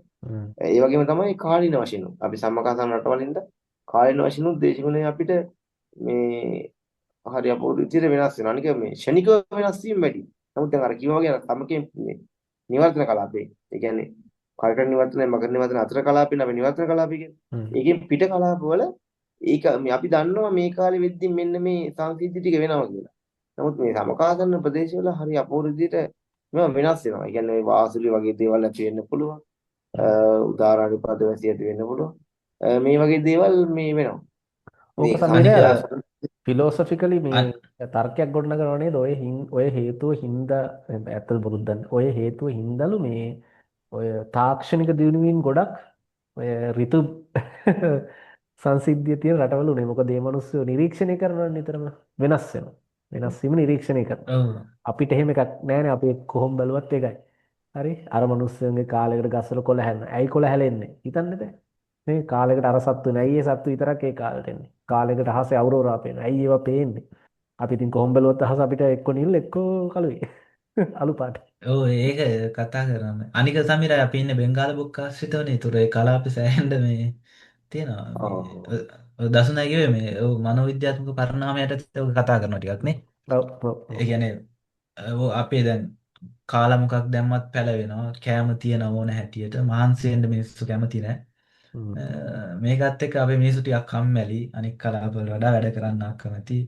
එහෙම එකක් තියෙනවා. අනික හැබැයි අපේ පැත්තෙන් මේ කම්මැලිකමට මේ එක එක නිර්මාණ බිහි වෙනවා වැඩි. සංගීතය ඒ පැත්ත අපේ වැඩිනේ. නැටුම් රසාස්වාදය එහෙම එකක්. අර පතන මච්චුටක් කියන අර දැන් දසුන් කියවා වගේ ආර්ථිකයත් එක්කට බලපානවා. ඒ කියන්නේ සාමාන්‍යයෙන් අපි ලෝකෙ ගත්තන් පස්සේ විශේෂයෙන්ම මේ යුරෝප රටවල කාර්මික විප්ලවයත් එක්ක ආර්ථිකය දියුණුවා ගොඩක්. එයාලා පර්යේෂණ වලට වෙනම වෙන් වුණා. අද විශේෂයෙන්ම විශ්වවිද්‍යාල අධ්‍යාපන වගේ දේවල්. ඔය ලොකු විශ්වවිද්‍යාල ඔක්ස්ෆර්ඩ්, හාවර්ඩ් වගේ විශ්වවිද්‍යාල මේ වගේ වෙනම භූගෝල විද්‍යා අධ්‍යනාංශ එක අධ්‍යනාංශ ගොඩාක් නිර්මාණලා මේ වගේ වෙනම දැන් ඔය බලන්නකෝ දැන් ග්‍රීක ජාතිකයෝ කිව්වා කියලා එහෙම වෙනම විද්වත් පිරිසක් නිර්මාණය වුණා. නමුත් අපේ මිනිසුන්ට හිතන්න දෙයක් තිබුණේ නැහැ. අපේ මිනිසුන්ට තිබුණේ කෘෂිකර්මාන්ත. ඒකනේ අපි වැව නිර්මාණය කරා. මේ වගේ දේවල් තමයි අපි කරේ. නමුත් අරයලට තිබුණා මේ විශේෂයෙන්ම ආපදා ගැන දේශගුණයෙන් කොහොමද බේරෙන්නේ මේ වගේ දේවල් එක්ක. මෙයාලට වෙනම මේ තිබුණා මේ සොයන්න දෙයක්. ඒ කියන්නේ ඒකට වෙනම රජයන් පවා යොදවන යාලට මුදල් තිබුණා. يعني විශ්වවිද්‍යාල බලශක්ති ප්‍රශ්න ඔව් පැහැදිලිවම. කියන්නේ අර කියන්නේ ඇත්තම කියනවා නම් ආර්ථික දියුණු වීමත් එක තමයි පරිශ්‍රණ වලට ගොඩක් වෙලාවට දියුණු මේ යොමු වෙන්නේ. දැන් උදාහරණයක් වශයෙන් අපේ රට ගොඩක් දැන් අපේ රටේ ඉස්සර නම් ආර්ථික හොඳට තිබිලා තියෙනවා. නමුත් මේ මිනිස්සුන්ට තියෙන අර ආර්ථික ගැටලුත් එක්ක ওই වගේ දේවල් වලට යොමු වෙන්න තියෙන ප්‍රවණතාව අඩු වෙනවා ටිකක්. අපේ රටවල වුණත් පරිශ්‍රණ පැත්ත මම හිතන්නේ ගොඩාක් මේ ලොකුවට තියෙනවා කියලා. හරි මොඩුයි හරි. වැරදිද? අනිත් රටවලට සාපේක්ෂව මම කියන්නේ. දැන් ඔය මේ ඔතන චූටි තව කතාවක් කියන්න හරිද? මම අද අපේ පොඩ්කාස්ට් අපේ FB page එකේ වීඩියෝ එකක් දැම්මා. කට්ටිය බලුවත් දන්නේ මේ ඔය climate predictions ලෝකේ භාවිතා කරන ප්‍රධාන මොඩල්ස් දෙකක් තියෙනවා. හරි? computation models. එකක් තමයි ICON කියන මොඩල් එක. අනිත් එක GFS කියන මෙතඩ් එක. ප්‍රඩික්ෂන්ස් දෙක. ඊට පස්සේ මම ওই දෙකම එකම ටයිම් සෝන් එක දීලා ඒකේ වීඩියෝ ඕවර්ලැප් එකක් දාලා ඇති. මේ ඒ ප්‍රෙඩික්ෂන් මොඩල්ස් දෙක ගත්තාට පස්සේ මේ එක ප්‍රෙඩික්ෂන් මොඩල් එක හරිම මේ අපි කියන ලෝකලයිස්. දැන් මෙතෙන්ට වර්ෂාව තියෙනවා. එතන විතරක් වර්ෂාව පෙන්නනවා. මෙතෙන්ට වහිනවා කියන්නේ. අනිත් ප්‍රෙඩික්ෂන් මොඩල් එකේ මේ ඇවරේජ් එකක් විදිහට පෙන්නන්නේ. හරි? දැන් අපිට ඕනනම් අවස්ථාවක් තියෙන පරීක්ෂණයක් කරන කෙනෙකුට හරිම දත්ත ලංකාවේ හොයාගෙන ওই මොඩල්ස් දෙකෙන් හරියට කරේ මොකද්ද ලංකාවට කියලා බලා ගන්න. දැන් අපි ඔය මොකද තියෙනවනේ ඔය ඉන්ටර්නෙට් එකෙන් ගහලා ගන්න වෙබ්සයිට් හැම එකම අපි ඔය එකක්වත් බැලුවට මොන ප්‍රෙඩික්ෂන් මොඩල් එකෙන්ද මේ වර්ෂාපතනේ පෙන්වන්නේ එහෙම කියලා අපි දන්නේ නැහැ නේ. කිසිම තේරුමක් නැහැ නේ අපිට. අපි දන්නේ නැහැ නේ ඇත්තටම. නේ? මේ මම නිකමට දැන් මේ දෙක සංසන්දනය කරලා බලන්න. ඔය අපි බලන් ඉන්න කට්ටියත් ගන්න ඔය ඉන්ටර්නෙට් එකේ තියෙන ඕන තරම් ඔය ප්‍රෙඩික්ෂන් මොඩල්ස් දෙකම පොඩ්ඩක් බලන්න. වහිනව නම් අද පොඩ්ඩක් දෙකම දාලා බලන්න කොයි පැත්ත මොඩල් එකෙන්ද හරියට වහින්නේ කියලා බලන්න. තාම එහෙම පරීක්ෂණයක් කරලා නැහැ මම දන්න තරමේ. අය හරි ගං වතුර මේ තියෙනවනේ අවුරුද්දෙන් අවුරුද්ද. ඒ කියන්නේ මුලින්ම අර මහා ගං වතුර කියලා එකක් ඇවිල්ලා තියෙනවනේ 1957 දී. ඊට පස්සේ 2011 එනවා. අවුරුදු 54ක ගැප් එකක් තියෙනවා. ඊට පස්සේ 2011 2014 එනවා. හරිද? එතනම මේ අවුරුදු 3ක් වගේ. 14 ඇවිල්ලා දැන් ආයෙ 25 ආවා. 2010ත් ආව නේද? 10 මට 17 කියලා එකකුත් හම්බුණා. ඒක මේ හොයාගන්න නෑ හරි විස්තරي. හරිද? ඔය 50 ගරන් වල ගම් වතුර තමයි ලස්සනට මම අහලා තියෙන්නේ මේ දරුණුම ගම් වතුර. ඔව් 57 අවුරුදු දරුණුම ගම් වතුර. දැන් මම ප්‍රශ්නේ තියෙන්නේ ආපදා එන ප්‍රමාණය. අර අපි කියන්නේ ෆ්‍රීකවන්සි ලෙවල් එක එන්න වැඩි වෙනවා. ළඟ වෙන්න පටන් ගන්නවා. සාමාන්‍ය පැහැදිලි කරද්දී කියන්නේ මේ එක පරම්පරාවකට පුළුවන් ජීවිත කාලෙදී ආපදාවකට එකපාරක් අත්දැකීමක් ගන්නලු. අහන්න හරි දකින්න හරි හම්බෙන්නේ. දැන් එහෙම නෙමෙයිලු එක පරම්පරාවක කට්ටිය දෙතුන් පාරක් ඒක අත්විඳිනවා. අන්න එහෙම ඒකට කතාවක්. තියෙන ප්‍රධාන හේතුව අර ජනසංඛ්‍යා වර්ධනයත් එක්ක මිනිස්සු අවදානම් සහිත තැන්වල ජනාවාස පිහිටීම කියන්න පුළුවන්. ඉස්සරත් අවදානම් සිදු නැති නමුත් ජනසංඛ්‍යාව වඩන නිසා ගොඩක් වෙලාවට හිටියේ අනුරාධපුර පොළොන්නරු වගේ ප්‍රදේශවල. ඒකත් එක්ක ආපදාවට ලක් වීම මඩුවේ ගොඩක්. දැන් උදාහරණයක් වශයෙන් අලි කරදරේ වනාලි කරදරේට මුහුණ දෙන මිනිස්සුන්ට මුල්ම කාලේ වනාලි කරදරේත් කියලා තිබුණේ නැහැ. ඒ කියන්නේ මිනිස්සු අනවශ්‍ය විදියට ව්‍යාප්තිලා තිබුණේ නැහැ. ඒක තමයි ප්‍රතිඵලය දැන් මේ වෙලා තියෙන්නේ. මිනිස්සු අනවශ්‍ය අවදානම් මේ හැමසෙනම ගෙවල් හදලා තියෙන්නේ. ඒක තමයි ගොඩක් අනික තමයි දැන් මිනිස්සු මේක ඔක්කොම මේ සංවාද ව්‍යාපෘතිත් එක මේ සිස්ටම් එක ඔක්කොම වෙනස් කරලා තියෙන්නේ. ඔයාලා දන්නවා මහාලි ළඟ දැන් 5කින් හරස් කරලා ඩෑම් ගහලා තියෙනවා. නේද? ඔයාලා දැන් දදුරුවේ ඩෑම් එක උනත් ගංගාව සාමාන්‍ය පරිදි ගලාගෙන ගියා නම් එයා ඔච්චර වතුර ලෝඩ් එකක් එකපාරට ඉල්ලට දාන්නේ නැහැ. එයා ඒක වැඩි කර ගන්නවා අඩු කර ගන්නවා එහෙම යනවා. දැන් මේ අපිට දැන් මේවා ඔක්කොම මිනිස්සු හිර කරලානේ තියෙන්නේ. දැන් උදාහරණ වශයෙන් දදුරුවේ ඔච්චර දරුණු අවදානමක් වෙන්න ප්‍රධාන හේතුව අර වතුර ලෝඩ් කරගත්තානේ. ඒක වැරද්දක් නෙවෙයි. ඔය වතුර ලෝඩ් කරගෙන තමයි ඔය අපිට ඔය බොන්නයි මේ ඉහළ තියෙන කුඹුරු වලටයි හැම එකටම දෙන්නේ. සමහර සම්පතක්. නමුත් ඉතින් මේ ඩෑම් එක දදුරුව විතර නෙවෙයි මං කියන්නේ. ඔය වික්ටෝරියා වල හැම එකක්ම මේ බලපානම අවදානම් වැඩි කරන්න. මොකද අර රොමෙලා තාපර් කියලා කෙනෙක් කියනවා මේ සබා ධර්මය කියන්නේ අර අපි සුරත්‍රයේ ඇති කරන සතෙක් වගේ කියලා. අපි සුරත්‍රයේ ඇති කරන සතෙක් වගේ හැබැයි අපි චුට්ටක් විරුද්ධ බලාගත්තොත් ඒ අපි චුට්ටක් විරුද්ධ වුණොත් එයා අපිව කාල විනාශ කරනවා. ඒ වගේ තමයි අර අපි සබාව ධර්මයත් එක්ක වැඩ කරද්දී මේක ලිමිට් එක පන්නන්න හොඳ නැහැ.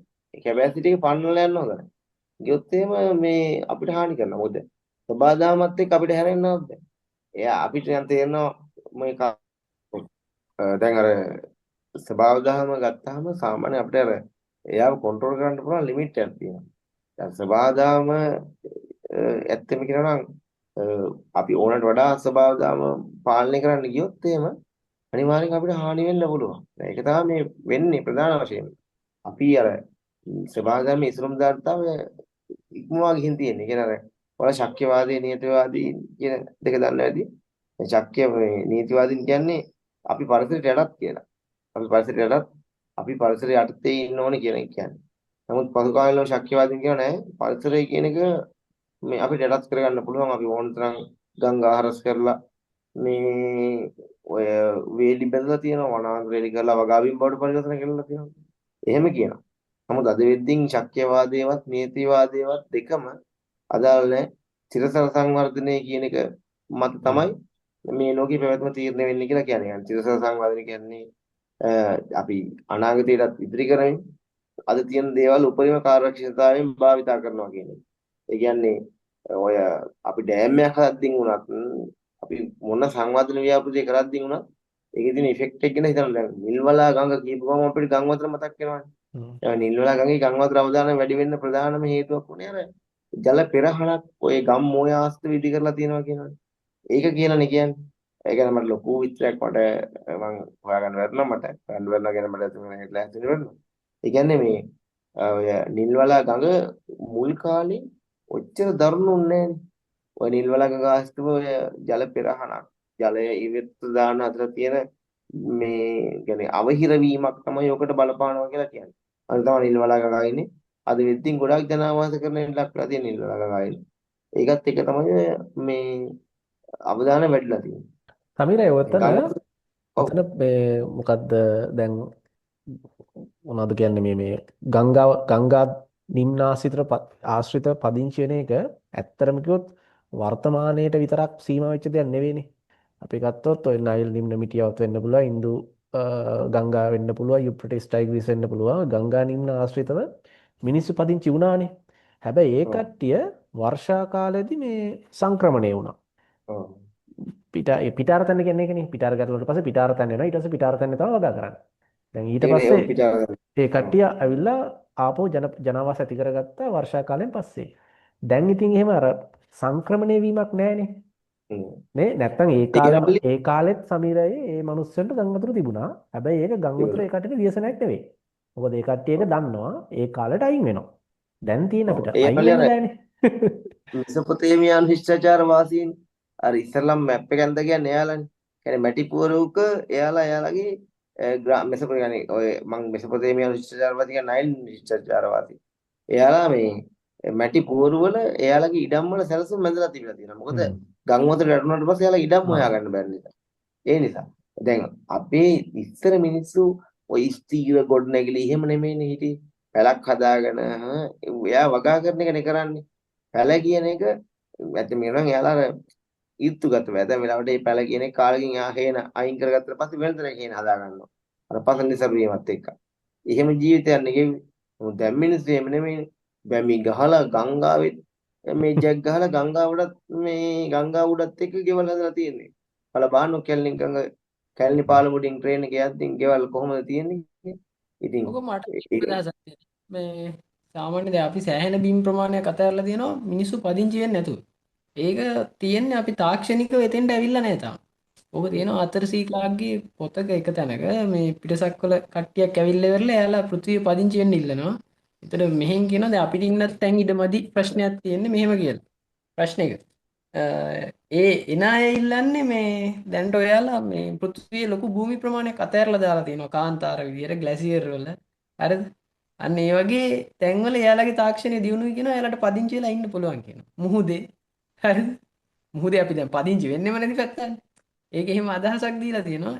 එතකොට තාක්ෂණික පැත්ත අපි දියුණු වුණොත් මීට වඩා සමහරට ඔය ආපදා කියන එක කාලෙකදී අහන්නවත් නැති. ඒ කියන්නේ මල්ලිලා මේ ඔව් ඔය දැන් ඒ කියන්නේ දැන් අපි ලංකාව ගත්තාම ලංකාවේ යාලා තෙත් කලාපය වීලි කලාපය දන්නවනේ. ඒකෝට හ්ම්. දැන් සාමාන්‍ය ලංකාවේ තෙත් කලාපයට අයිති වෙන්නේ සමස්ත භූමි ප්‍රමාණය 35ක් විතර. 65ක් විතර වීලි කලාපයෙන් තමයි කවර්ලා තියෙන්නේ. නමුත් ලංකාවේ සමස්ත ජනසංඛ්‍යාවෙන් 65ක් ඉන්නේ අර 35ක් වුණ තෙත් කලාපය ඇතුළේ. ඒකට ප්‍රධානම හේතුව වියලි කලාපය තුළ මිනිතල ඔයාලා දන්නවා මිනිස්සු හැම වෙලෙම ජනවාස පිටුව ගන්න එයාට අවශ්‍ය පහසුකම් ඒක භෞතික සාධක වේවා සංස්කෘතික මානව සාධක වේවා මේවා බහුලව ඒක රාශී වෙලා තියෙන තැනක. දැන් අපි උනත් ගයක් හදන්න ඊටමක් ගන්න හොයන්නේ පහසුකම් තියෙන තැන. මේකත් එක්ක තෙත් කලාපෙට මිනිස්සු අධික ලෙස මිතැන්වීමක් තියෙනවා. ඒකට හේතු ගොඩක් තියෙනවා. ඒක තමයි අවසාන රාජධානි තෙත් කලාපෙට ගියප එක ඊට පස්සේ බටහිර ජාතීන් තෙත් කලාපය කේන්ද්‍ර කරගත් සංවාදනයක් සිදු කරපු එක ඊට පස්සේ බටහිර ජාතීන් තෙත් කලාපය සංවාදනය කරද්දී වියලි කලාපයේ ගොඩනගලා තිබුණු ශිෂ්ටාචාරය වැව් ජලාම සරම සියල්ල විනාශ වෙලා ගියප එක මේවත් එක්ක තෙත් කලාපය තුළ මිනිස්සු මේ තෙත් කලාපය තුළට රොක් වෙන ප්‍රවණතාවක් තියෙනවා. දැන් මේක දැන් උදාහරණයක් වශයෙන් අපි වුණත් කොළඹ ගිහින් පදිංචි වෙන්න කැමැත්තක් තියෙනවා නැත්නම් වෙලාවට ඒ පහසුකම් බලාගෙන. එතකොට මේක මම මේ කියන ඉතින් එළියට ආපු කරුණක් නෙවෙයි. මේක එදා ඉඳලා රජයන්ට පවා මේ ගැටලුවට මුහුණ දීලා තියෙන්නේ. රජයන් හැම වෙලෙම try කරා මිනිස්සු වීරි කලාපට අරන් එන්න. ඒකේ ප්‍රතිඵලයක් තමයි මහවැලිය කියන්නේ. භෝජන පද ව්‍යාපාර කියන්නේ. ඒවත් එක්ක තෙත් කලාපයට වතුර දීලා දැන් බලන්න මහවැලිකගේ කොච්චර වීරි කලාපයට වතුර දෙනවද? ගොවිජන පද ව්‍යාපාරන වීරි කලාපයකට කොච්චර වතුර දෙනවද? මොකද වීරි කලාපය තුළ තියෙන ලොකුම ගැටලුව තමයි ජල ප්‍රශ්නය. ඊට පස්සේ විශේෂම ජල ප්‍රශ්නය. ඊට පස්සේ රැකියා හිගේ වගේ දේවල්. මේවත් එක්කම වීරි කලාපයේ කෘෂි කර්මාන්ත දියුණු කරලා මිනිස්සු වීරි කලාපයට තල්ලු කිරීමේ ලොකු ක්‍රියාදාමයක් මේ වෙද්දොත් ක්‍රියාත්මක වෙනවා. ඒ කියන්නේ අර මිනිස්සු තෙත් කලාපය තුළ ඒක රාශී වෙන එක පාලනය කරන්න. දැන් උදාහරණයක් වශයෙන් ගත්තාම කොළඹ කියන්නේ ලංකාවේ කුඩාම දිස්ත්‍රික්කයනේ. කුඩාම දිස්ත්‍රික්කය. නමුත් මේ මිලියන ලංකාවේ සමස්ත ජනසංඛ්‍යාවෙන් ඇත්තම කියනවා බස්නාහිර පළාත් තුළ ඉන්නවා 120කට වඩා. ඒ බස්නාහිර පළාත් තුළ බස්නාහිර පළාතෙත් මේ කොළඹයි ගම්පහේ ඉන්නවා 120කට වඩා. මිලියන 2ක් ඒක රාශී වෙලා ඉන්නවා මේ කොළඹ. කුඩාම දිස්ත්‍රික්කය. හොඳ. කුඩාම දිස්ත්‍රික්ක වලට වැඩිම ජනසංඛ්‍යාව ඒක රාශී වෙලා ඉන්නේ කොළඹ දිස්ත්‍රික්කය තුළ. ඉතින් මේ ආපදා අවදානම වැඩි වෙන එක අහන්න දෙයක් නෙවෙයි එතකොට. මිනිස්සු يعني අතේ වෙන මිනිස්සු අපේ ලංකාවේ ඉඳ තියෙනවා. ඒ වගේ මිනිස්සු බෙදා හරින්නේ ක්‍රියාමාර්ග يعني බෙදා හැරීමේ ක්‍රියාදාමයක් සිද්ධ වෙන්න ඕනේ. ඒ කියන්නේ ඒක ලේසි පහසු වැඩක් නෙවෙයි මිනිස්සුන්ට අවශ්‍ය පහසුකම් සපයනවා කියන එක. දැන් උදාහරණයක් වශයෙන් ඔයාලා හිතන්න මේ ජෙනරල් කොළඹ මේ මහා ස්පිරිතාල කියන්නේ. ඒකේ තියෙන පහසුකම් තියෙන හොස්පිටල් එක ලංකාව වෙන කොහෙවත් නැහැ. ඉතින් ඒ වගේ පහසුකම් හැමදෙරම මේ ස්ථාපිත කරන්න කොච්චර වියදමක් දරන්න ඕනේ. මාර්ග පද්ධතිය වෙන්න පුළුවන්. රැකියා නිර්මාණය කිරීම ගැන හිතන්නකෝ. දැන් මේකෙදි ඉතින් පෞද්ගලික ව්‍යවසායකින් දිරිමත් කිරීමක් කරා ඒ ප්‍රදේශවල රැකියා අවස්ථා නිර්මාණය කරන්න පුළුවන්. දැන් ඔය ගාමන්ට් ෆැක්ටරි වෙන්න පුළුවන් මොනවද ඔයාලා දන්නවද දන්නේ මම හිතන්නේ රණසිංහ ප්‍රේමදාස ජනාධිපති කාලේ මේ ඇඟලුම් කර්මාන්තශාලා 200 වැඩසටහන කියලා ක්‍රියාත්මක කරලා තියෙනවා. ඔය පොලිටිකම තියෙන දැන් අපි දන්න අපේ ප්‍රදේශයේ තියෙන පොලිටිකම කියලා පැත්ත ඔය ගාමන්ට් ෆැක්ටරි ඔක්කොම මේ ඇඟලුම් කර්මාන්තශාලා 200 වැඩසටහන යටතේ නිර්මාණය කරපු දේවල්.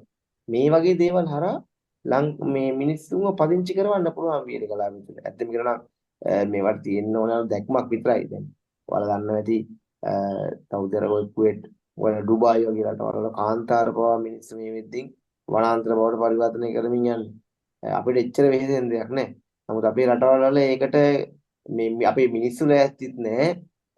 ඇත්තම කියනවා රජයන්ට ඒක කිරීමේ ප්‍රතිපාදන වලත් ගැටලු ඇති. ඉතින් මේ වගේ දේවල් තියෙනවා. ඒක ඇත්තම කියනවා ආපදා කතා කරද්දී ආපදා කන්ට්‍රෝල් කරන්න කියන්නේ ආපදා පාලනය කරන්න බෑ ඇත්තම කියනවා. ආපදා වලින් වෙන හානිය අවම කරගන්න පුළුවන් අපිට. ඒක කරගන්න ලොකු දෙයක් තමයි මිනිස්සු කියන්නේ සමානව ව්‍යාප්ති කරන එක. අපි කියන්නේ සමානව සම ව්‍යාප්තියක් ඇති කරන එක. දැන් අසම ව්‍යාප්තිය යන්නේ. ඉතින් මේ සම ව්‍යාප්තිය ඇති කිරීමේ ක්‍රියාමාර්ග ගන්න ඕනේ. ওই වීරි කලාපය තුල. දැන් සමීර ඔතන මේ ඔයා කියපු හරියට හරි. අපි බැලුවොත් ලංකාව ගත්තොත් ලංකාවේ මේ දැන් හැමෝම ප්‍රධාන නගරවලට නෙන්නේ. එහෙම ගත්තට සමීර මුළු ලංකාවටම තියෙන මං හිතන්නේ ප්‍රධාන නගර දෙකක් හෝ තුනක්. දැන් කොළඹ ප්‍රධාන නගරයක්. හරි? කියන්නේ සියලු පහසුකම් තියෙනවා. එනකොට අනුරාධපුරය කියන්නේ ප්‍රධාන නගරයක් කියලා කියන්න බෑනේ කොළඹත් එක්ක සංසන්දනය කරපුවාම. පොළොන්නරුව කියන්නේ ප්‍රධාන නගරයක් කියන්න බෑනේ. මඩකලපුව කියන්නේ ප්‍රධාන නගරයක් කියන්න බෑනේ. නේද? එහෙම කියන්න බෑ. ඇයි රෝහල් පහසුකම් ගමු පාසල් ගත්තොත් නැහැ නේව මොනවත්. නේ එහෙම බලපුවාම සමීරය මේ අර මිනිස්සුත් එක අතකට සාධාරණයි. අර සම්පත්වල විෂම ව්‍යාප්තිය නිසා ජනගහනයත් ඉතින් ඔටෝමැටිකලි විෂම ව්‍යාප්ති වෙනවා. ඒකේ අනිත් පැත්ත කෙනෙකුට තර්ක කරන්නත් පුළුවන්. ජනගහනය විෂම ව්‍යාප්තියේ ඉන්න සම්පත් ඒ පැත්තට ඇදිලා යනවා කියලා. දෙපැත්තටම හරි ඉතින් ඔය කියන කතාව. ලසන්ත ඔයගේ අදහසක් ඇති මොකක් කරේ? නෑ ගැන කියන්න දෙයක් නෑ මට. මම ඒ කියන්නේ මෙහෙම දෙයක් තියෙන ඒක අර අපි දෙන කලින් කතා කරලා තියෙනවා දසුන්නයෝග ගැන. සමහර කට්ටිය කැමති මේ වගේ පැත්තක ඉන්න. දැන් තියෙන අර රස්සාවල් වල ප්‍රශ්නේ ওই විදිහට විසඳිලා තියෙනවනේ ඔන්ලයින් ක්‍රමෙත් එක්ක. එතකොට අපහු අපිට ඔය වගේ පැතියට පදිංචි වෙලා වැඩ කරන්න පුළුවන්. හරිද? ඉස්සරම තිබ්බ ප්‍රශ්නේ රස්සාව කරනවා නැතිනම් යන්න ඕනේ. දැන් මේ ප්‍රශ්නේ විසඳිලා තියෙනවා. සමහර අය කැමති ගමක ජීවත් වෙන්න. සමහර අය කැමති ජොබ් එක අර වගේ කරගෙන ගමක ජීවත් වෙන්න. විශේෂයෙන්ම අධිවේගී මාර්ග පද්ධතිය දියුණු වෙන එක, සංවේදන පහසුකම් දියුණු වෙන එක හරහා මේ ගැටලු ගොඩාක් අවම වෙන්න පුළුවන්. කියන්නේ ඇත්තම කියනවා මේ වෙද්දි මිනිසුත් මේක තේරුම් ගන්න ඉන්නවා කියලා පේනවා. මොකද ඔය ගොඩාක් ජනාකීර්ණ ප්‍රදේශවල විශේෂයෙන්ම ඔය කොළඹ සහ ඊතරසන් ප්‍රදේශවල ඔය ගොඩාක් පොහොසත් මිනිස්සු වීරි කලාපීය ප්‍රදේශවල ඉඩම් මරන් ඒ වගේ ගෙවල් හදාගෙන ඉන්නවා. එයාලා ව්‍යාපාර කටයුතු විතරක් අර ප්‍රදේශවල තියලා. ඉතින් මේ ප්‍රවණතාව මම හිතනවා අනාගතයේ වෙද්දී කොහොමද මේ හැමතැනම ජනාවාස කරන වෙයි දැන්. උදාහරණයක් වශයෙන් අපේ කුඩා දවස්වල අපේ ගෙවල් වටේටම තිබුණ ලොකු කැලෑවක්. නමුත් දැන් අද කැලයක් කියලා නැහැ. හැමතැනම ගෙවල් හදලා තියෙන්නේ. අද මේකත් සමීරය එක්ක සමහර ගොඩක් පැතිවල සමීරය ගම් කියලා කාට වචනයට කිව්වට ගම් නෙමෙයි. ඒවා මේ ඔව් දැන් ඒවා අර්ථ ගැමිරික කලාප බවට පත් වෙලා තියෙනවා. ඕවන්න රයි. ගැමිරික කලාප ග්‍රාමීය ලක්ෂණ සහ නාගරික ලක්ෂණ ඔක්කොම සම්මිශ්‍රණය වෙලා. අර මේකත් එක්ක සමහර මේ සමහරට මේ ස්වභාවික විපත්තින්ද මිනිස්සු වෙන්න පුළුවන්. ඔව් පැහැදිලිව දැන් උදාහරණයක් වශයෙන් මල්ලර ඔයාලා දන්නවා මේ සුනාමි උවදුර 2005 අපි ඔක්කොටම අත්දැකීම් තියෙනවා. මේ ඒ කාලේ ඒ සුනාමි ආපදාවට ලක් වුණු පිරිස් මේ වෙද්දින් ඔය අපේ ප්‍රදේශවලත් ඇවිල්ලා පදිංචිලා ඉන්නවා. කියන්නේ අපි මේ වයමුක පළාතේ පොළොව දිස්ත්‍රික්කෙන්. එතකොට මෙහෙම මේ වීරි කලාපීය ප්‍රදේශවලට ඇවිල්ලා පදිංචිලා ඉන්නවා. දැන් ඒක ස්වභාවික ආපදා විතරක් නෙමෙයි. දැන් ඔයාලා දන්න මානව ආපදාත් තියෙනවා යුද්ධ වගේ දේවල්. මේවත් බලපානවා මිනිස්සු ඇවිල්ලා මෙහෙම පදිංචි වෙන්න දැන් වල ව්‍යාප්ත වෙන්න. ලංකාව නම් ගොඩාක්ම ලංකාව මේ වෙද්දින් ඇත්තම කියනවා නම් ඔය අසම ව්‍යාප්තිය ගොඩාක් වෙලාවට සෙටල් වෙලා තියෙනවා යුද්ධය කියන එක තිබුණ නැත්තම්. යුද්ධයෙන් හින්දා මේ උතුරු නැගෙනහිර ප්‍රදේශවල වෙත මිනිස්සුන්ට යන්න බැරි තත්ත්වයක් උදා වෙලා තිබුණේ. ඔයාලා යාපනයේ පැත්තේ ගිහින් ඇතිනේ. ඔයාලා බලන්න යාපනයේ පැත්තේ ඇතැම් පාරවල් තියෙනවා අපිට කිලෝමීටර් 20ක් 30ක් විතර යනවා එක ගියක්වත් හම්බෙන්නේ නැති ප්‍රදේශ. මේ ප්‍රදේශය දියුණු කරන්න පුළුවන් ප්‍රදේශනේ. ඇත්තම කියනවා ඒවයි ගෙවල් තිබිලා තියෙනවා ඔයාලා දැන්. මම නම් යාපනයේ මේ මෑතට ගියා. එතකොට මේ මන් දෙකම කැලේ ඔයාලා හොඳට බලන්න මේ පාරවල යද්දී කැලෑ මැද ගෙවල් සමහර කැඩලා ගියපුවා යුද්ධ කාලේ විනාශනේවා තියෙනවා. ඒ හැම තැනක්ම ජනාවාසකරණය කරන්න පුළුවන් තැන්. මේ හැම තැන් අපි මොන කතාව කිව්වත් හැම තැනම තියෙනවා මොකක් හරි ඒකේ සුවිශේෂීත්වයක්. උසාවි සම්පත් තියෙනවා දිනු කරලා වෙනස් කරලා ගන්න පුළුවන් දේවල්. ඒවල දන්නවද නැහැ. අපි ගත්තන් පස්සේ මම මේ අපි ගොඩක් කතා කරගෙන ගියොත් මේ කතාව පිට යනවා. ඒකයි මේ කතාව කන්ට්‍රෝල් කරන්නේ. අපි ගත්තන් පස්සේ මේ එප්පාවල පැත්ත කමන්න සමීරය මට තප්පරයක් දෙන්න දෙන්න. ඔයා කියවනේ ඔය කිව්වට පස්සේ මේ කතාව පිට යනවා කියලා. ඒ නිසා මම මේ ළඟකදීන අපේ පොඩ්කාස්ට් එකට පොඩි ස්ලෝගන් එකක් හැදුවා. හරි. ස්ලෝගන් එක තමයි The Rabbit Hole. ඔයාලා The Rabbit Hole කියලා සර්ච් කරන Google වල මේ හාවෝ රැබිට් හෝල් කියන හාවගේ ගුහාවනේ. හාව ගුහා හදද්දී එක තැනකින් හැරුවට ඌ හැම තැනටම හදලා තියෙන්නේ. ඒක ඉවරයක් නෑ වගේ. ඒ වගේ තමයි අපේ පොඩ්කාස්ට් එකත් හරි සමීරා කියන්නේ. ඒ කියන්නේ මේ අපි ගත්තොත් ෆොස්ෆේට් නිදිය ලංකාවේ තියෙන. මම ෆොස්ෆේට් නිදියට ගිය අවුරුද්දේ මේ අවුරුද්දේ. මම ළමයි කට්ටියක ගියා. ඒ ඇත්තම කියනවා මේ ෆොස්ෆේට් නිදිය ඒකේ තවමත් පාවිච්චි කරන්න තාමත් පහළ තාක්ෂණයක්. දැන් කියනවා නම් තාක්ෂණය පාවිච්චි කරන්නේ නැත්තම්. ඇත්තම කියනවා නම් එතන ඒ හිට මනුස්සය තමයි දුකින් කතා කරේ. අධ්‍යක්ෂකතුමනේ කරුණාකරු. ඉතාමත් දුකින් කතා කරේ. යා කිව්වා එයා විස්තර කරපුවත් එක්ක ඇත්තම කියනවා මේ ෆොස්ෆේට් නිදිය දිනු කරොත් ලංකාවට ඒක ඇති අපිට දිනු වෙන්න. මොකද මේ කිසිම ප්‍රයෝජනයක් ගන්නෙ නැහැ. ඇත්තම කියනවා නම් දැන් ඒ වගේ එකක් දිනු කරොත් අර තෙත් කලාපවල ආපදාවදාන ලක් වෙලා රස්සා වෙන්නේ රස්සාවම බලාගෙන ඒකම බලාගෙන ඉන්න මිනිස්සුන්ට ඇවිල්ලා මේ තැන්වල හොඳට දිනු වෙන්න පුළුවන්. අපේ රටේ ප්‍රාදේශීය සංවර්ධනය කරන්න ඕන තරම් මුදල් උපය ගන්නත් පුළුවන්. මම හිතන්නේ මධ්‍යම දැන් රාජ්‍යයක් වශයෙන් අර දැන් අර කට්ටිය කියනවා දිත්වයද්දින් රජයේ ක්‍රියාත්මකුත් නැහැ කියලා. ඇත්තම කියනවා රජයට මම හිතන්නේ ෂණිකව ක්‍රියාත්මක වෙන්න බෑ ඒ වගේ දෙයකට. රජයක් අපිට හිතන්නත් බෑනේ ෂණිකව කොහොමද ක්‍රියාත්මක වෙන්නේ කියලා. ඒ වගේ දෙයකට මොකද? දිත්ත කොහෙන් යයිද කියලා අපි දන්නේ නැහැනේ. එයා පාත් එක වෙනස් කරලා එයා මාර මේ ජනමතයක් ඇති කරන රට ඇතුළේ. දැන් ඒ නිසා රජයට මොකද එයා යන්නේ කොහෙන්ද කියලා හොයාගන්නත් බෑ. ඒ යන්න යන විදියට මිනිස්සු අයින් කරන්නත් බෑ. මිනිස්සු අයින් වෙන්නෙත් නැහැ. එහෙම කිව්වටනේ. එහෙම මිනිස්සු අයින් වෙන්න නැහැති නේ. මිනිස්සුන්ට මොකද බලෙන් පොලිසියෙන් දාලා අයින් කරන්නේ. මොකද මේ ගිලිනවත් කරවටක් ගිලෙද්දි මිනිස්සු කියනවා මේ ටීවී එක ගන්න ඕනේ, බයික් එක ගන්න ඕනේ. ඉතින් ප්‍රශ්න ගොඩයි. එතකොට මේ ඒ වගේ මම කියන්නේ රජයන්ට පුළුවන් මේකට දීර්ඝ කාල යුද්ධ වලට එන්න. ඒ කියන්නේ මිනිස්සු අවදානම් තැන් වලින් ඉවත් කරන්න. ඒක ආපදා වෙනකන් ඉන්නතුව දැන් ඔයාලා දන්නවා ආපදා කළමනාකරණය කරද්දී මල්ලි අපි අපේ ලංකාවේ තමයි පරණ පැටර්න් එකක් ඉතින් ආපදා චක්‍රය කියලා එකක්. ආපදාව කියන එක කන්ට්‍රෝල් කරන්න ඕනේ ආපදාවට කලින්. හොඳයි. මේක අවස්ථා කීපයක මේක පාලනය කරන්න පුළුවන්. එකක් තමයි ආපදාවක් වෙන්න කලින් ආපදාව පාලනය කරන්න උත්සාහ කරනවා. ඊට පස්සේ ආපදාව වුණ අවස්ථාවේ ආපදාව පාලනය කරනවා. ආපදාව වුණාට පස්සේ ආපදාව පාලනය කරනවා. හරිද? මෙන්න මෙහෙම අවස්ථා කීපයක් තියෙනවා. මේ චක්‍රයක් වශයෙන් ගත්තම පස්සේ ආපදාව වෙන්න කලින් අපි පාලනය කරනවා කියන්නේ ඔයා හිතන්නකෝ ගංගාව දැන් ඕන් දැද්‍රෝයේ පිටාර තැන්න ඉන්න මිනිස්සුම අපි ඉවත් කරනවා එතන වලින්. ගංගා කන්දක අපි තුමු පෙර නායක කියපු තැනක්. පෙර නායක කියපු තැනක් පරණ නායක කියපු තැනක නාය පාදයේ මම්සේ ගියක් හදලා තියෙනවා අපි ඒ පුළුවන් එයා වයින් කරන්න කියලා. ආපදා වෙන්න කලින් අර උපද්‍රව අවදානම තියෙන තැනින් මම්සේ වයින් කරනවා. උපද්‍රව අඳුරගන්න. ඒ තමයි ආපදාවට කලින්. ආපදා වෙලාව වෙලාවේ ආපදා වුණ අවස්ථාවේ ආපදාවට මුහුණ දෙනවා කියන්නේ විශේෂයෙන්ම ජීවිත බේර ගන්න එක. ඒකේ පළවෙනි මිනිස්සුන්ගේ ජීවිත බේර ගන්න එක. දෙක සතුන්ගේ ජීවිත බේර ගන්න එක. තුන්වෙනි එක තමයි හැකියාවක් තිබුණොත් දේපල බේර ගන්න එක. ඉතින් මේක කරන්න පුළුවන්. ඊට පස්සේ ආපදාවට පසුව ආපදාව කළමනාකරණය කරනවා කියන්නේ අර ආපදාවට ලක් වූ මිනිසුන්ගේ ආර්ථිකය යලි ගොඩනංවන එයාලා ඒ හිටපු තත්වයට හෝ ඊට වඩා ඉහළ තත්වයකට ඔසවා තියන්න කටයුතු කරන එක. ඒකට මේ දේවල් තමයි රජයන්ට කරන්න පුළුවන්. දැන් අර ඇත්තම කියනවා මේකේ හොඳම අවස්ථාව තමයි ආපදාවට කලින් ආපදාව කළමනාකරණය කරන්න උත්සාහ කරන එක. ඒ කියන්නේ එතකොට කිසි හානියක් වෙලා නැහැ. මොකද අපි ආපදාව අවස්ථාවේ හෝ ආපදාව වුණාට පස්සේ මේක කළමනාකරණය කරන්න වෙන්නේ ඇත්තම කියනවා අපිට මේ පාඩුව දරාගෙන මොකක් හරි අපිට වුණ හානි විඳ දරාගෙන තමයි කරන්න වෙන්නේ. නමුත් ආපදාවට කලින් අපි ඒකට විසඳුම් ගන්න උත්සාහ කරන්න ඕනේ. විශේෂයෙන්ම රාජ්‍යය වුණත්, සිවිල් සංවිධාන වුණත් ඒක අපි අපේ සහභාගීත්වය වුණත් තියෙන්න ඕනේ ආපදාවට කලින් ආපදාවෙන් බේරෙන්න මේ ක්‍රම හදාගන්න. දැන් උදාහරණයක් වශයෙන් බලන්න ලංකාවේ ගොඩනැගිලි තාක්ෂණය බලන්න. ලංකාවේ ගොඩනැගිලි තාක්ෂණය ආපදාවට ඔරොත්තු දෙන විදිහට හැදිච්ච ගොඩනැගිලි තාක්ෂණයක් නෑනේ. මොකද අපේ මිනිස්සුන්ට ආපදා කියන එකේ අත්දැකීම් නෑ හරියට. ඔය වගේ එකක් ඉඳලා වුණාම තමයි මිනිස්සු ආපදාවක් වෙනවා කියලා දැනගන්නේ. දැන් අර මේ දසුන් ඉස්සලා කියලා ලිදක් තිබ්බ කියලා ඒක මේ කැඩලා ගිහින් තිබුණේ නෑ. ඒක හොඳ වාක් කෙනෙක් බැලලා තිබුණේ. ඔය අර ලිදේ වෘත්තාකාර බවත් එක්ක හානි වුණා අඩු ඇති ගොඩක්. ඇත්තම කියනවා ලංකාවේ ගොඩනැගිලි ගොඩාක් තියෙන නිසි ඇත්තම කියනවා ඉංජිනේරු ප්‍රමිතියෙන් තියෙන ගෙවල් දොරවල් ඇත්තේ කීපයක්. දැන් සැලසුමක් වුණත් අපි ග්‍රාමීය ප්‍රදේශවල අපි සැලසුම් අනුමත කිරීමක් කරන්නේ නැහැ. නාගරික පරිසරයේ විතරනේ සැලසුම් අනුමත කිරීමක් කරන්නේ නේද?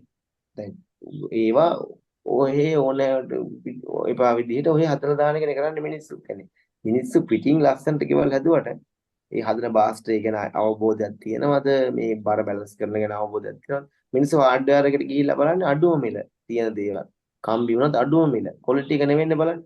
එතකොට දැන් ඔයාලා බලන්න ලංකාවේ හાર્ඩ්වෙයාර් වලට ගියන් පස්සේ හાર્ඩ්වෙයාර් වල තියෙනවා දැන් මම මේ දවස්වල අපේ ගෙදර ඔය ටැප් ලයින් එක හැදුවා. ඒක හදද්දී මම ඔය බට ගන්න යද්දී බට තියෙනවා ඇතැම් බට තියෙනවා රුපියල් 150ට 200ට. ඇතැම් බට තියෙනවා 1000 ගණන්. ඒක ඇයි කියලා හද්දී SLS තියෙනවා තමයි 1000 ගණන්. අනිත් ඒවා නිකන්. ඇත්තම වෙන දැන් ඔය බටයක් කියන එකේ කොච්චර කියන්නේ ඒ වගේ ඉෆෙක්ට් එකක් ඔයාලට මට වඩා ගැන දැනුම තියෙනවා මම හිතන්නේ. ඒවා කාලීන ගොඩාක් කල් අපි වතර ගද්දින් ඔය බට වලින් ඇතැම් ක්වොලිටි එකේ බටයක් නෙවෙයි නේද?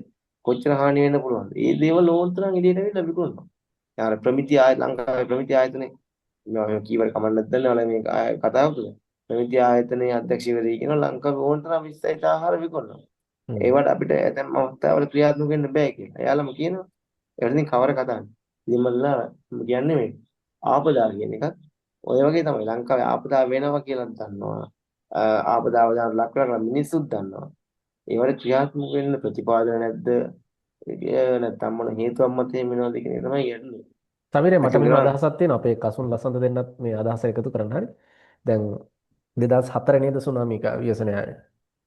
ඔව් 2004 සුනාමි ව්‍යසනයෙන් පස්සේ අපේ නීතියක් සම්මත වුණා වෙරළ ඉඳන් මීටර් 100ක් වෙනකන් ඉදිකිරීම කරන්න දෙන්නේ නැහැ අවසර දෙන්නේ නැහැ. වෙරළ සංරක්ෂණ අධිකාරිය වගේ අවසර ලබා දෙන්නේ නැහැ කියලා.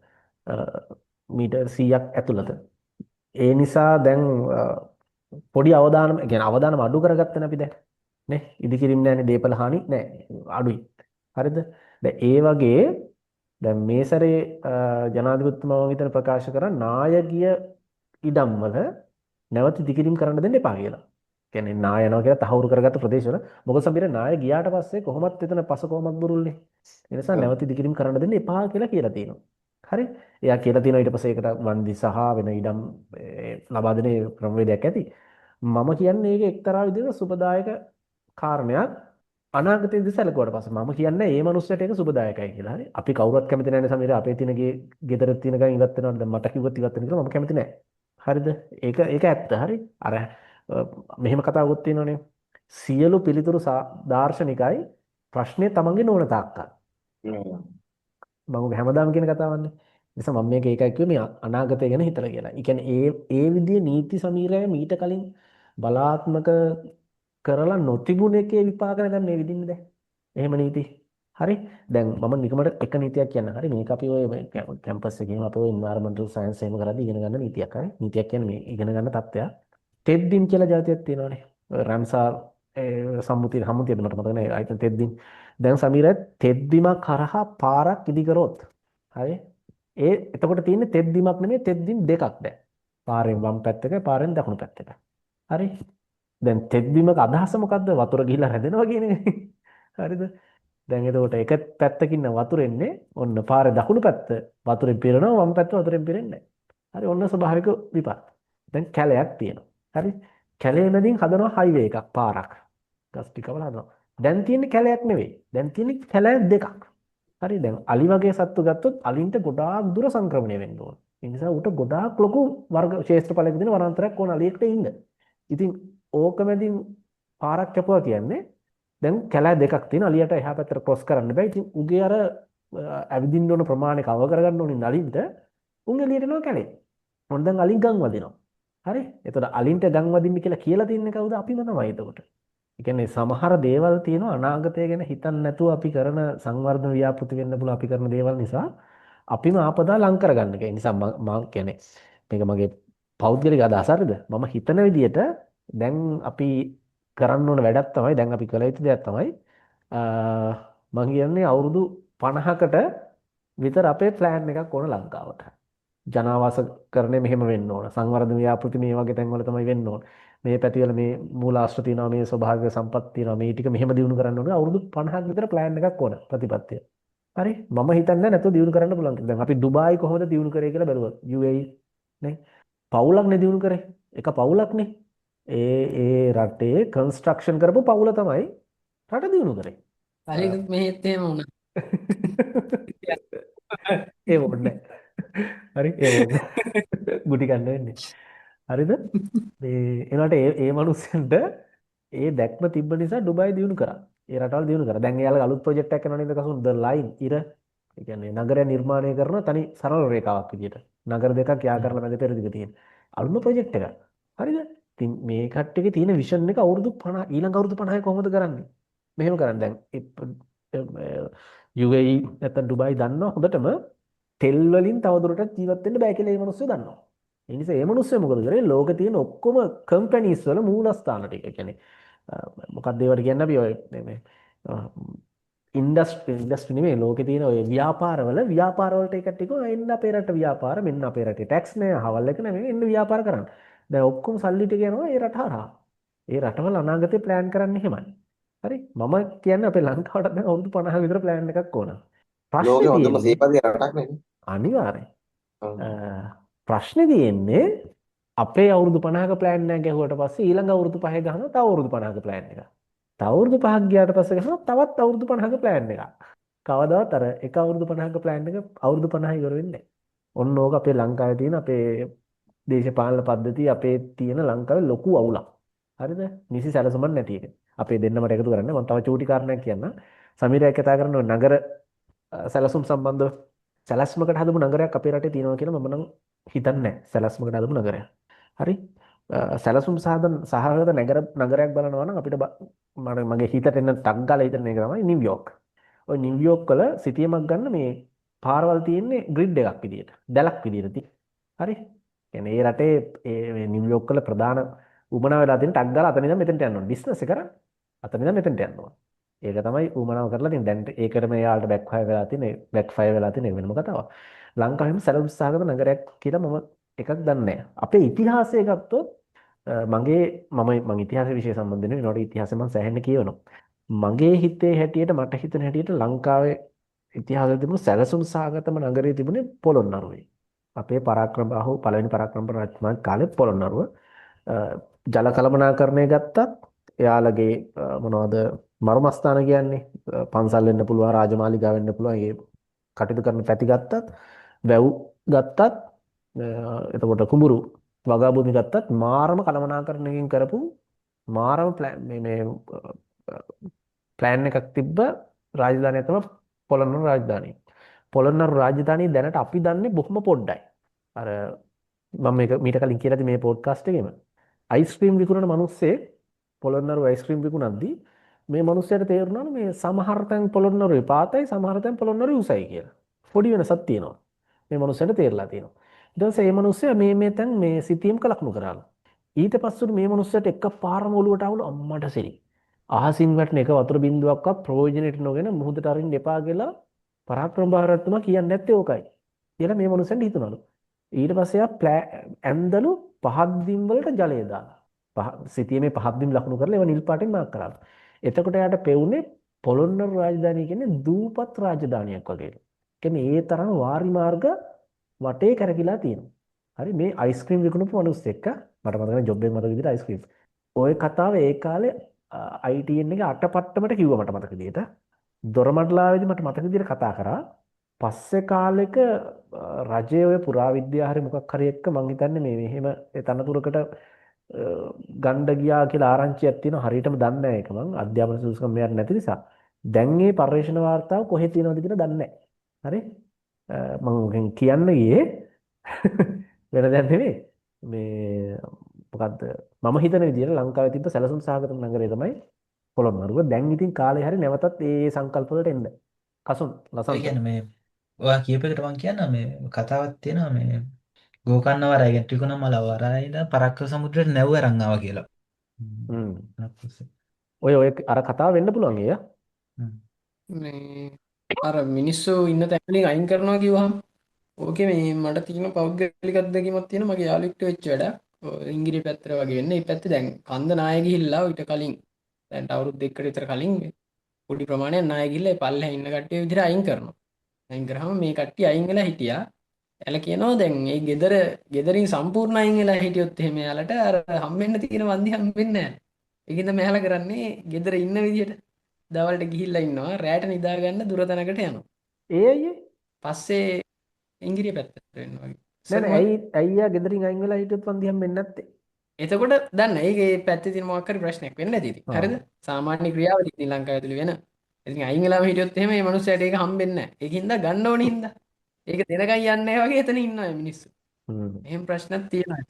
අයින් කරන්න ගියා කියලා කිව්වට අපිට එහෙම මිනිස්සු අයින් කරනවා කියන එක එහෙම ලේසි වැඩක් නෙමෙයි. තව ප්‍රශ්න ගොඩ තියෙනවා. ඒ අය එක හදාගත්ත දැන් රස්සාව තියෙනවා, ඉස්කෝල තියෙනවා. ඒ ප්‍රශ්න ටිකක් තියෙනවා. මම අර හැම වෙලාවෙම කියන්නේ මේකයි මේ අපිට හරිම ක්‍රමයක් නෑ. මම අද බැලුවා මේවා එන්න කලින් ස්වභාවික විපත් එන්න කලින් ඔය ගොඩක්ම නායයන් වලට කලින් දැනගන්න පුළුවන් මැෂින් මොනවා හරි තියෙනවද කියලා අපිට පාවිච්චි කරන්න පුළුවන්. ඒත් අර කතාවම තමයි එන්නේ මේ කොච්චර අපි මෙයා කරත් ඒක අර මොකද්ද කියන්නේ මේ අනාවැකි තමයි කියන්න පුළුවන්. හරියටම කියන්න බෑ මෙතන මෙහෙමමයි කියලා. එහෙම ප්‍රශ්නයක් තියෙනවා. දැන් නායෑමක් වගේ එකක් කලින් අඳුරගන්න ක්‍රම තියෙනවා. ඒක ගැන ඉතින් අර මේකයි කියන්නේ මිනිස්සුන්ට ඇති වෙනවා නම් අර ඒ දැනුම තියෙන්න ඕන. නායෑමක් සාමාන්‍යයෙන් අඳුරගන්න පුළුවන් අපිට දැන් උදාහරණයක් වශයෙන් නායෑමක් වෙද්දී ගොඩක් වෙලාවට ඒ ලිහිටුමක් වගේ දෙයක් වෙනවා නම් ගස් වගේ දේවල් ඇලවෙනවා, කුළුණු වගේ දේවල් ඇලවෙනවා කලින්. නායෑමට වෙන්න කලින්. අනේ එකපාරම ජල උල්පත් මතුවෙන්න පුළුවන් හදිසියේ. අය තියෙන ජල උල්පත් අවහිර වෙලා හිඳිලා යන්න පුළුවන්. දැන් එකපාරම ජල උල්පත් වලින් සාමාන්‍ය ගලපු ජල උල්පත් වලින් බොර වතුර ගලන්න පුළුවන්. මේ වගේ දේවල් වලින් අපිට මේක මොකද නායෑමක් වෙනවා කියලා කියන්න පුළුවන්. නමුත් හදිස්සිය වෙන නායෑම් තියෙනවා. දැන් උදාහරණයක් වශයෙන් ඔය ගැලීම් කියන ඒවා. ගොඩක් ඔය ලංකාවේ හානිදායක වෙන්නේ ගැලීම්නේ. ඒ දෝරයක් වගේ මහා මඩ ගල් කැවලි බෝල්ඩර් ඔක්කොම එනවා කඩාගෙන වතුරට එක්ක. ඒක විශාල කලාපයක් විනාශ කරගෙන එන්නේ. ඒවා හදිස්සිය ඇති වෙන ඒවා දැන්. එතකොට ඉතින් මිනිස්සු ගොඩක් වෙලාවට ඔය ගැලීමක් වගේ දෙයක් වෙන්නේ හදිසි නායෑමක් වෙන්නේ ගොඩක් වෙලාවට ගොඩාක් අවදානම් තියෙන තැන්. අවදානම් තියෙන තැන් වලින් මිනිස්සු ඉවත් වෙලා ඉන්න ඕනේ. නායෑමක්. දැන් අපිට ඇත්තම කියනවා නම් පොඩි ළමෙක් වුණත් කන්දක් අයින යද්දි මේ කන්ද කඩා වැටෙයිද කියලා හිතනවනේ. මොකද දැන් මිනිස්සු අවදානම් ගන්න ඕන නම් කඳු අයිනේ ගෙවල් ගහගෙන ඉතින් නායයන් බුල දැන් ඇත්තම කියනවා නම් දැන් උදාහරණයක් වශයෙන් අපි ගත්තන් පස්සේ ගල්කිරියාගම ලංකාවේ දිගම විශාලම ශේෂ කන්ද ගල්කිරියාගම කන්ද නායයයි කියලා කවුද හිතුවේ? ගල්කිරියාගම කන්ද අක්කර 50ක් විතර නායකයන් තියෙනවානේ. ඔය කුමුක්කය ප්‍රදේශයේ උතන අපි හිතන්නේ කුමුක්කය ප්‍රදේශයේ කුරුණෑගල දිස්ත්‍රික්කයේ ඔය කුමුක්කය කියන ප්‍රදේශනේ කවුද කියන්නේ? කවුද හිතුවේ මොම ප්‍රදේශ නායකයින් මොම මිනිස්සු මැරෙයි කියන්නේ. ඒ මිනිස්සු ගෙවල් හදන්න ගන්නොත් ඔය ප්‍රදේශවල කවදා නායකයින් තිබිලා නැහැ. ඉතින් ඒවා ඒ වගේ දේවල් ඇත්තම නම් කලින් අඳුර ගන්න ටිකක් අමාරුයි.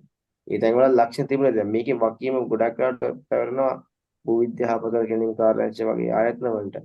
මොකද ජාතික ගොඩනැගිලි පර්යේෂණ ආයතනයේ මෙන්න මෙයාලාගේ වෙනම ඇත්තම නම් එයාලගේ කාර්යභාරයන් එයාලා වගකී ඒ ප්‍රදේශ නිරීක්ෂණය කරන්න ඕන නිරන්තරයෙන්.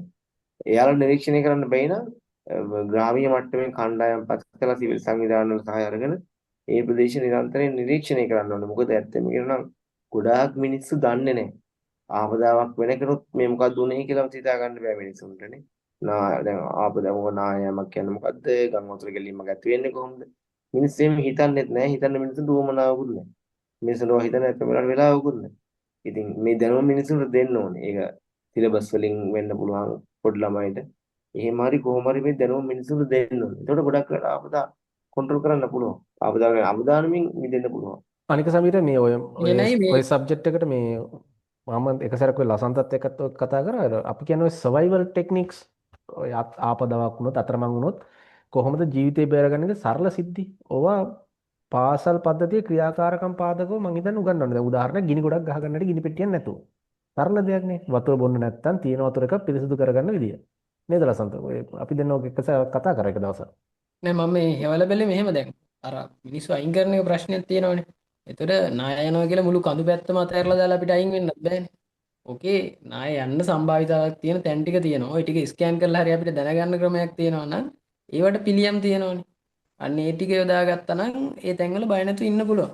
ඒක හොයද්දිත් අර කතාවම තමයි කාලගුණය ගැන මේ හොයනවා වගේ තමයි. ඒක හරියටම කියන්න බෑ. කියන්න පුළුවන් ප්‍රමාණයක් තියෙනවා.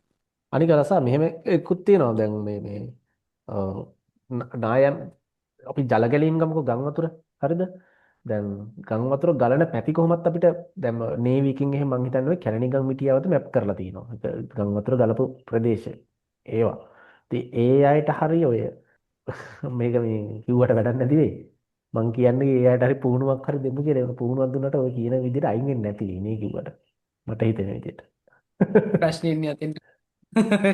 අවසානට කරකිලා එන්නේ කසුන් මොනවද හරි ඉවර කියන්නේ කරමුනේ. ඔව් කසුන් හරි. කසුන් හිටගෙන නිදි ඇහෙන්නේ නැහැ අපි කියන එක මම ඒක හිතන්නේ තමයි කරවලක් තියෙනවා. මේ අපි එන ඉවර කරමුද අද සෑහෙන කතා කරා ඒක තමයි. අය දවසක් ගමු එහෙනම් ඔන්න කසුන් එනවා ළඟට ඔන්න ඒකනේ කසුන්ට ඇහෙන්නෙම නැතුව ඉන්න ඕනේ. ඇහෙන්නේ නැද්ද මං හිතන්නේ අපි ඉවර කරමුද කමන්නේ 12:30යි 40යි ඕනේ.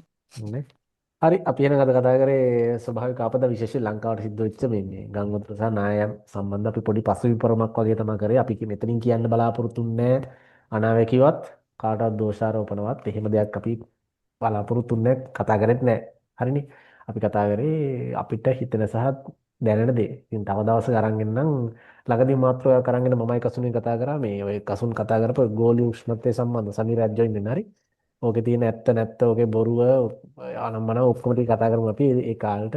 අවකට අපි වලිත් යයි ඕකේ. හරි එහෙනම් අපි අදට පොඩ්කාස්ට් එක අවසන් කරමු. එහෙනම් අපි ඊළඟ සතිය හැමෝටම ජය වේවා.